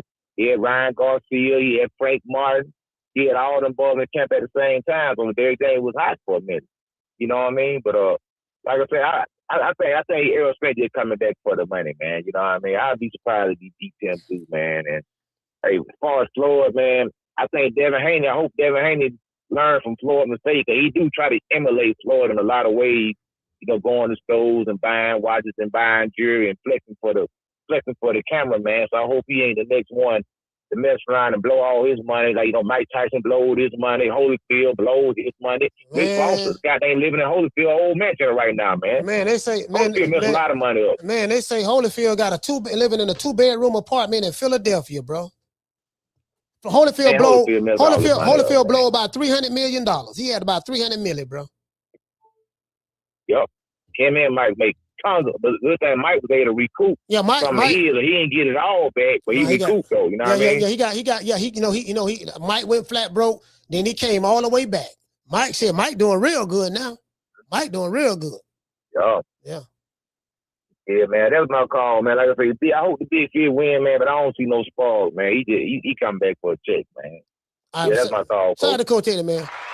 You know what? Listen, man, I'm gonna be honest with y'all, bro. I kind of like feel the same way too. I'm like, man, I don't see that spark in him, bro. Like, he's just too laid back. I don't see that passion. Like, yeah, man, I'm glad to be back, dog. Like, yeah, man, you know, I had to take some time off, man, after the Crawford fight. You know, I was second guessing myself. I ain't know I was gonna come back to boxing. Like, that beating was that severe. And you gotta understand, I think the reason why that beating was so severe, you gotta look at it from a psychological standpoint. It's not just the fact that you lost, because you in boxing, you're gonna have wins and losses, but you lost to a guy that your fan base Your trainer told you he ain't fought nobody. He chinny. You the bigger guy. You gonna do A, B, C, and D to him. You deluded yourself. You intentionally lied to yourself. You put yourself under the psychosis of lies. It's like walking into the arena with a lion. And you telling yourself, oh man, you ain't nothing but a kitty cat. Man, you ain't did nothing, man. You ain't no real lion. And the lion looking at you like, lion just got through eating somebody. And he don't, he picking his bones. He got through eating a zebra or something. He picking his teeth with bones and shit. Hold on, what you say, fam? Yeah, man, you ain't, man. Dad told me, man, you chinny. All of my fans call you Top Ray Toby. They don't even like you. You black. We don't like your mommy, your kid. Yeah, that's right. I said it. And guess what? The lion looking like, okay, all right, cool. You ready? Or, you know what I mean? Like, bro, y'all deluded y'all self. Just because you look yourself in the mirror and tell yourself that lie over and over and over and over and over again, don't make it true. You niggas still hurt. Can't let it go. And then by Spence doing this interview, he opening the old wounds. He opening the wounds all over again. Yeah, man, that's crazy, bro. That's crazy. Hey, Schoolo. Hey, that's crazy though, bro. Open the wounds all over again. As a matter of fact, let me do this.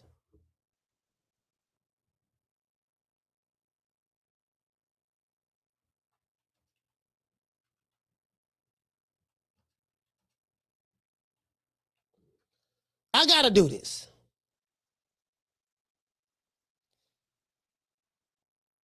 Hold on. Matter of fact, is this it right here?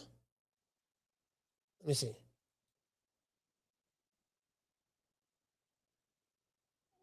What Bomac at? Hold on. I remember I used to play this clip. Right here that they did in the locker room before the fight. I was like, man, look, listen, like I said before, right? When you got a black dark-skinned fighter like Crawford, and Omaha, like if you've never been to Omaha, Nebraska, let me tell you something about Omaha, Nebraska. I'm gonna say this in closing, since ain't nobody called in the show. So, it's a small city. There's really nothing there. Nothing there to do, right? But them motherfuckers in Omaha, Carla, hold on. They have a me against the world mentality. They tough as nails. Everybody in that bitch can fight, wrestle, whatever. Violent than a motherfucker too. But I was like, so they kind of used to motherfuckers shitting on them, and they take that me against the world approach. And Bud wear that shit on his back. A dude from Omaha, middle America, beat all the niggas who y'all said he couldn't beat. Made more money than all them niggas. The one who y'all said did bad business. Look how it worked out. All your favorite fighters drunks. They playing with boys. They sissies. Alcoholics. You don't know where they at no more. But the despised, the one that was hated the most by his own people online, or by his own people, they rejected him. Guess what? The underdog is on top. Niggas still hate. Lord have mercy. Caller, what's your name? Where you calling from? What's going on, Coach? This is Big Dub from the DMV. Big Dub from the DMV. Talk to me. What's going on? From the Earl jump, man, don't let that shit go over your head, man. It sounded like he been knew he couldn't beat Black Freezer from the jump. He said he had a nutritionist and dietitianist for this fight, to get his strength up. And then also what he said too, man, sounded like you trying to make Derrick James a scapegoat. If you listen to that interview, He said he didn't bring in the right sparring partners. So that means you brought in sparring partners, but they wasn't the right ones. And then he said something about he had to get a cortisone shot for his ribs. So did them sparring partners break your ribs? That's why you couldn't spar for them last 6 weeks and shit like that. He ain't say all that, but that's what it sounded like to me. Yeah. You know what I'm saying? So don't let that go over your head like, oh yeah, the Derrick James this. Nah, man. He brought in the partners. The partners broke your ribs, and you just did it for the money because it was the biggest check you was going to ever get. You know?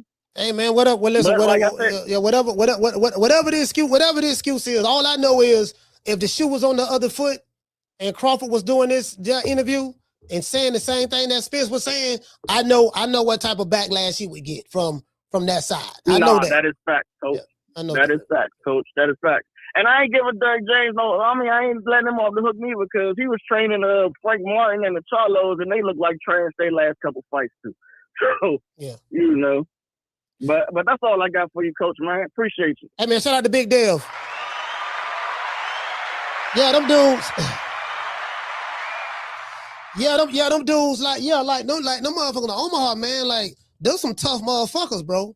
Them motherfuckers tough, bro. When you come from a little city like that, ain't really nothing else. Like, all they know how to do is fight. Them some fighting motherfuckers. Telling you, them motherfuckers like them, they get down, they can rap, all that shit. You get what I'm saying? So I'm like, I mean, a guy from Middle America, a flyover state. Now his financial advisor is Warren Buffett. Bob Arum confirmed that. I already knew that, but Bob Arum confirmed that. But the recent interview Bob Arum did, he said Terence did right. He retired on top. He made the most money that he's ever made, and he retired on top. And you know, he's very frugal with his money. He don't spend a lot of money on bullshit. He don't do that. He frugal. He tight than the motherfucker now. And he said he got his financial advisor is Warren Buffett. He's set up for life. His kids set up for life too. The one they said, hey man, he do bad business. Nigga that don't drink, don't smoke, take care of his kids, take care of his family. He got shitted on. Mama, the dad in his life. No, dad went to some military when he was growing up, but his dad the one got him in boxing. He told that story there. You know what I mean? So I'm just saying, you get what I'm saying? I'm saying, damn. That nigga, oh man, fuck him. They like, y'all like the niggas who like to drink, like to party, get fucked up, play with boys, dance with each other. Y'all like that. That's you know what? This shit backwards. The nigga who doing it the right way get shitted on. The one who do it the wrong way get all the praise. True. Yeah. One thing I will say, y'all, one other thing I will say about you flow modes and aerosexuals, y'all committed to your hate, and I love that. But I'm glad that I've been able to quiet you motherfuckers. I still don't like none of you. I'm telling you, I still don't like none of you. I don't like none of the aerosexual YouTube channels. I don't like you. You don't have a friend in me. I still don't like none of it. It's still team fuck y'all. Yeah, I want you to remember that. You see what I'm saying? It is what it is. But let's give a shout out to everybody in the chat.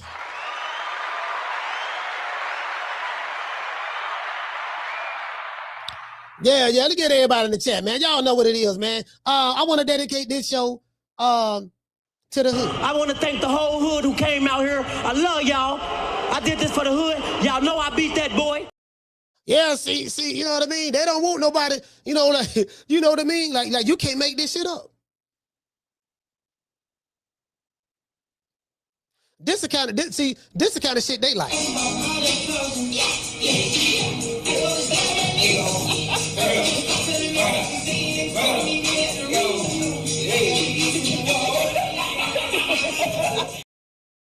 This the kind of shit they like. Yes, surprise. You gay. That's not all. Go in there.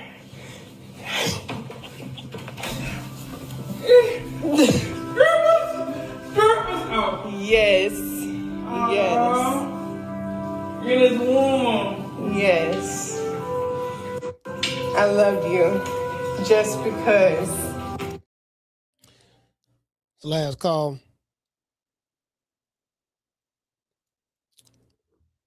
Caller, what's your name? Where you calling from? J Love, I'm in Dallas. J Love from Dallas. Last call. Talk to me. What's up, man? I just sent you a super chat. I'm making sure you got it. Oh, super chat. Let me I'll check it. Not super chat. I sent you a cash app. I sent you a cash app. Okay, I got you, fam. I'll check it out. And I said I got Earth whooping the boy from Australia. You heard me? I don't know, man. I mean, again, Tim Zoo ain't, he ain't all that. I just don't know. I'm riding with Spence. I want Spence to win, but we ain't seen him in 3 years. That's a long time to be away. I don't know what his rhythm gonna be like, what his timing gonna be like, and I understand that boxing is. Go ahead. That's my boy. I know the work he's been putting in. Yeah. And I'm telling you, he coming. Yeah, I hope so, man. I'm pulling for him. I'm damn so pulling for him because I ain't no Tim Zoo fan, so I like Spence, man. Spence a good dude, man. He a really good guy. Yeah. But man, I've been watching the show every day. I just had to call in because that's my boy y'all talking about on there. So I had to call in. I sent you, like I said, sent you cash up or whatever. All right, I'll check it out. I appreciate you, bro. Love. All right, for real, man. Shout out to J Love, man. Dallas, stand up. Shout out to J Love. Oh, okay, hold on. There you go. Shout out to J Love. Hey, okay. For dropping that half for bam, dub on your boy. Hey, Leroy. Super chat received. Playtime's over, boy. J Love say EJ wasn't prepared, but watch the comeback. But J Love, I gotta say this. Now, this is the biggest fight. This is the only issue. This is what I don't understand. How can you not be prepared for the biggest fight of your career? Either you thought Errol Spence, either you really believe that Terence Crawford was just this nobody, chinny, can't take a punch nigga that ain't fought nobody. Like, that's the only thing that I can think of. Oh, man, you ain't fighting nobody but Crawford, man. He ain't nobody, man. Like, that's like Sugar Ray Leonard saying, yeah, I didn't train to get ready for Hagler.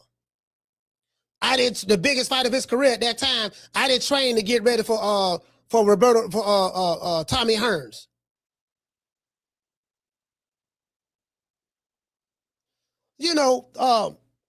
Vander Holyfield, I didn't train for George Foreman, or I didn't train for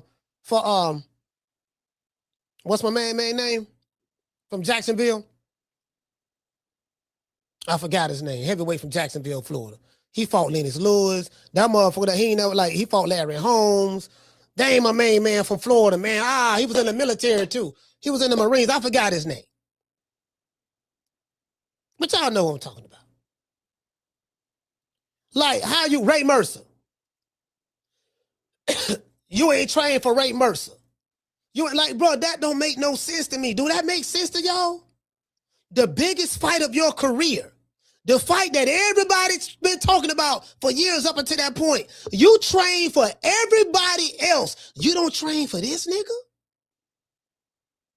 Does that make sense? You train for Sean Porter. You train for Ugas. You train for Danny Garcia, Lamar Peterson, Ocampo, Kell Brook. You train for every fighter that you fought up until that point. But this nigga from Omaha, Nebraska, Black Freezer, you don't train for him? You don't spar for him? No southpaw. You don't spar, but no southpaw. Bro, I can't even fathom that. It's unbelievable.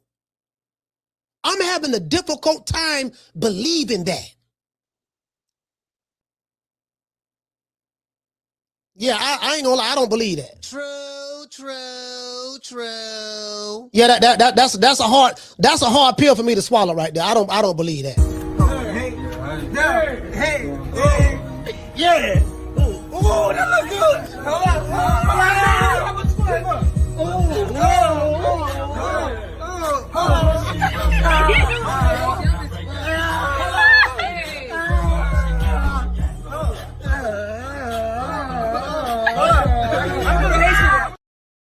Man.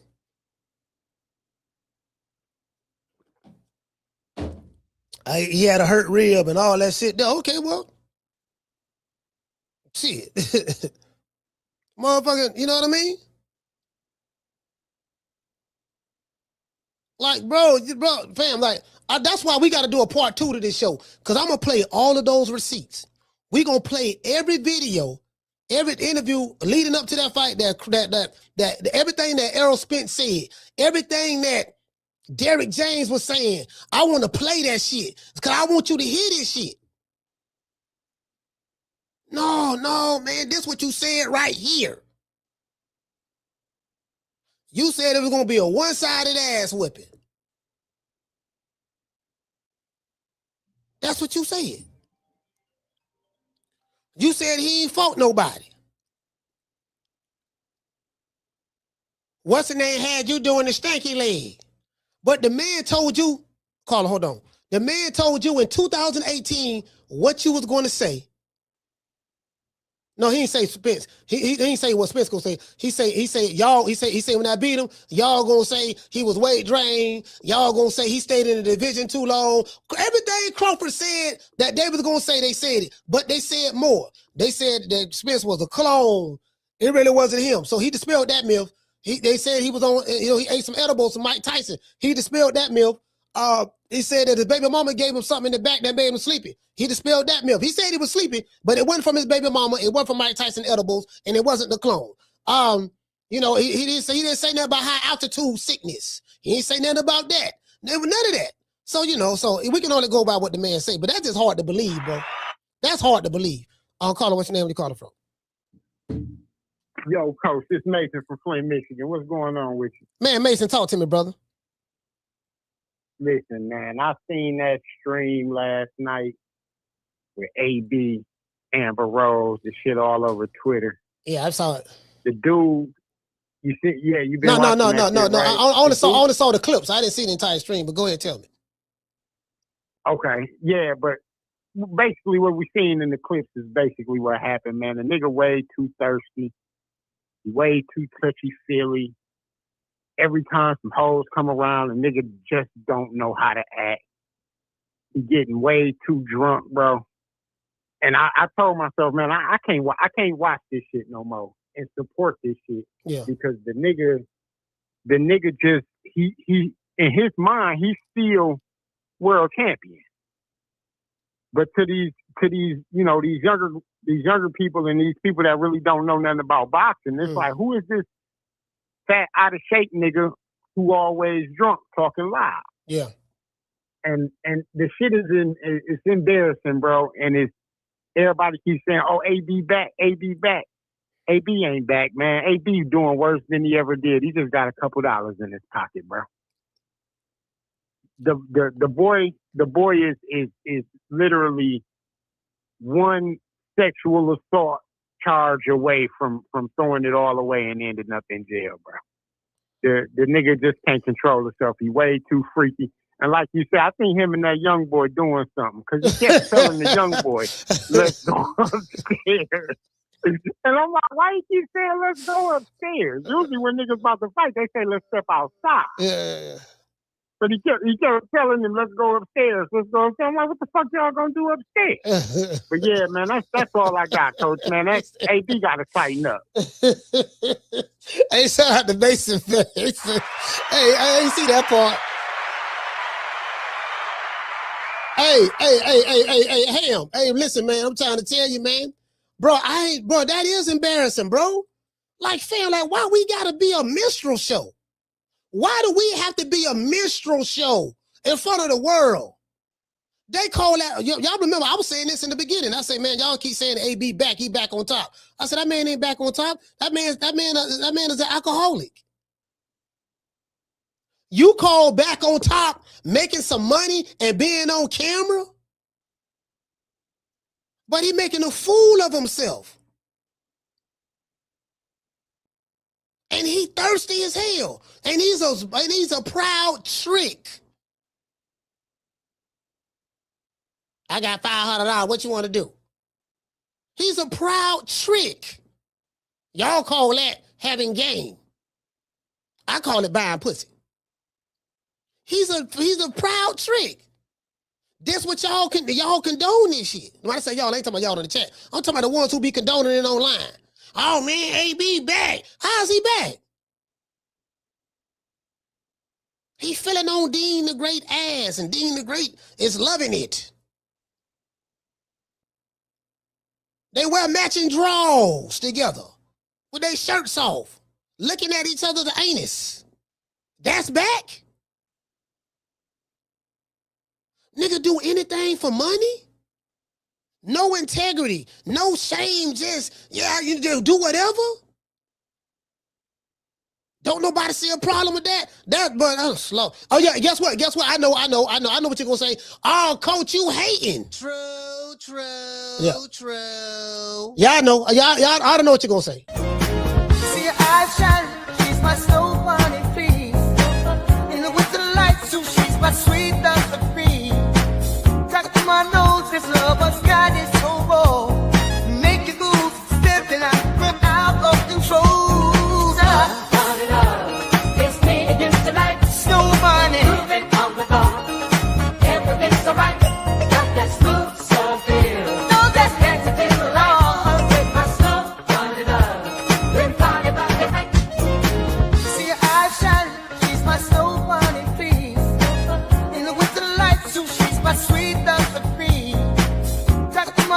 This lover's got it so raw.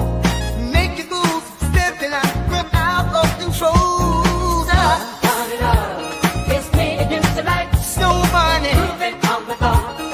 Everything's alright. Got that smooth soul feel. No, that's negative to the law. With my snow, turn it up. Bring party back the night. See your eyes shine. She's my snow money, please. And with the lights, so she's my sweet Dr. Free. My nose, this lover's got it so raw. Make you move, stepping out of control. Turn it up. It's me against the light. Snow money. Moving on the bar. Everything's alright. Got that smooth soul feel. No, that's negative to the law. With my snow, turn it up. Bring party back the night. See, you got motherfuckers do anything for money, bro. Like, you got motherfuckers do anything for money. As long as you making some money and you got people following you, you back. That man killing himself on camera, poisoning his body with alcohol. Throwing up in his mouth. Stomach looking like he's 15 months pregnant. Y'all call that back. Slobbing at the mouth on every white girl he around in his house. No shame, just it's the ignorant shit. That's what I was saying. This shit ass backwards. The ignorant shit get the praise. The ignorant shit get the attention. The dude who do it the right way, y'all shit on him. You shit on the dude who take care of all his kids. You shit on the dude who don't go to clubs, be drinking and smoking and getting drunk, throwing up. Y'all shit on them. You shit on the dudes who do it the right way. You shit on him. You praise the niggas who do the gang goofy shit. I told y'all, when them niggas was over at the PBC was like Death Row Records. I play the video all the time. AB, Robert Easter, Jamal Charlo, Errol Spence, Tank Davis, all of them drunk. I hate me at the best fighter in the world. That's what Tank said. Jamal Charlo talking about, so please. He doing please. AB talking about something on God. And Robert Easter say, and we all got a check. All them niggas were drunk. The party boys. Y'all love that. Black Freeze ain't do none of that. Y'all hated him. Shit ass backwards, dog. Shit ass backwards. I'm gonna give everybody. Y'all drop the cities. Drop the name of the cities, man. Where you from, man? I'm gonna give all the cities a shout out, man. Right after these messages.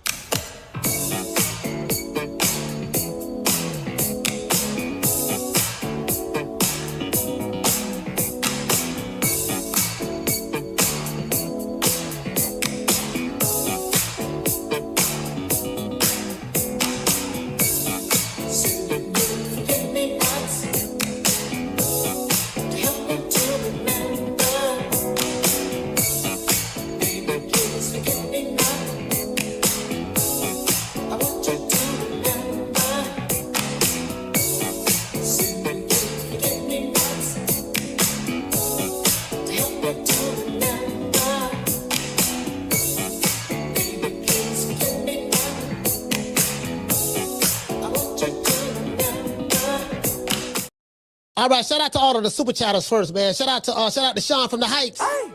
Shout out to Green Eyes P. Corey from Miami. Listen, man. What's the name? Oh, yeah, shout out to Kid E Smalls. Shout out to Dragon Edutainment. Shout out to Dragon Man Entertainment. Shout out to Cut Creator. Shout out to Mr. Randy Watson. He said, Coach, Floyd only seen what he saw. Lord have mercy. Oh, now let's give a shout out to the cities. Let's go to the cities. All right, let's see. Who else I saw? I got to go back up to the top. Shout out to Chi-Town, Chicago. Shout out to Moti. I saw Moti. I saw Aquila. Shout out to Chicago. Shout out to Houston, man. H-Town. New York City. Y'all in New York, y'all better not be tearing the city down too. Listen, I hear they sit in the National Guard. Y'all better not be tearing the city down. The parade. Y'all got to represent for the parade, though. Shout out to New York, man. Y'all won, man. Y'all did y'all thing, man. Shout out to man Flint, Michigan in his BI. Fayetteville, North Cackalack. Phoenix, Arizona. Chi-Town 2 times. St. Louis. Shout out to St. Louis, man. The Lou. Shout out to Plant City. Be more in this BIH. Irving, California. You dig? Killer Cali. We got New York again. Let's see. Shout out to Kerry Pete. Shout out Omaha, Nebraska. That north side. Hey, Aquila. Hey, Tila. Check this out. I can't do no talking now. You know we got that lawsuit. Yeah, want to throw that out. I ain't saying no more. You know what lawsuit I'm talking about. Know what lawsuit I'm talking about. We got the lawsuit. The federal lawsuit is still going down. I will update everybody when I learn. You know what I mean. I let everybody know what's going on. When it's time, I can't talk right now. I got to keep my mouth closed. Shout out to Wichita, Kansas. Shout out to Vegas. Yeah, man. Memphis, Tennessee in this BI. Well, Ace Money used to say, "Cut to Memphis, cut to Memphis." Ace Money say, "Cut to Memphis, cut to Memphis, cut to Memphis for what?" Hey, so Newark, New Jersey in this BI. Who else we got, man? Some in November, man. Some in November, LA. Let's see. Motherfucker, cut to Memphis. Yeah, cut to Memphis. For what? What am I cutting Memphis for? For what? So I'm gonna cut him if it look you up and then what? You see what I'm saying? Niggas be saying some dumb ass shit. Anyway, y'all know what time it is. I'll catch you guys on the next one. You know my motto. Don't meet me there, beat me there. Peace. Shout out to Warren Ohio. Man, I'm out of here, bro. Let's go. Man, I'm out of here, bro. Let's go.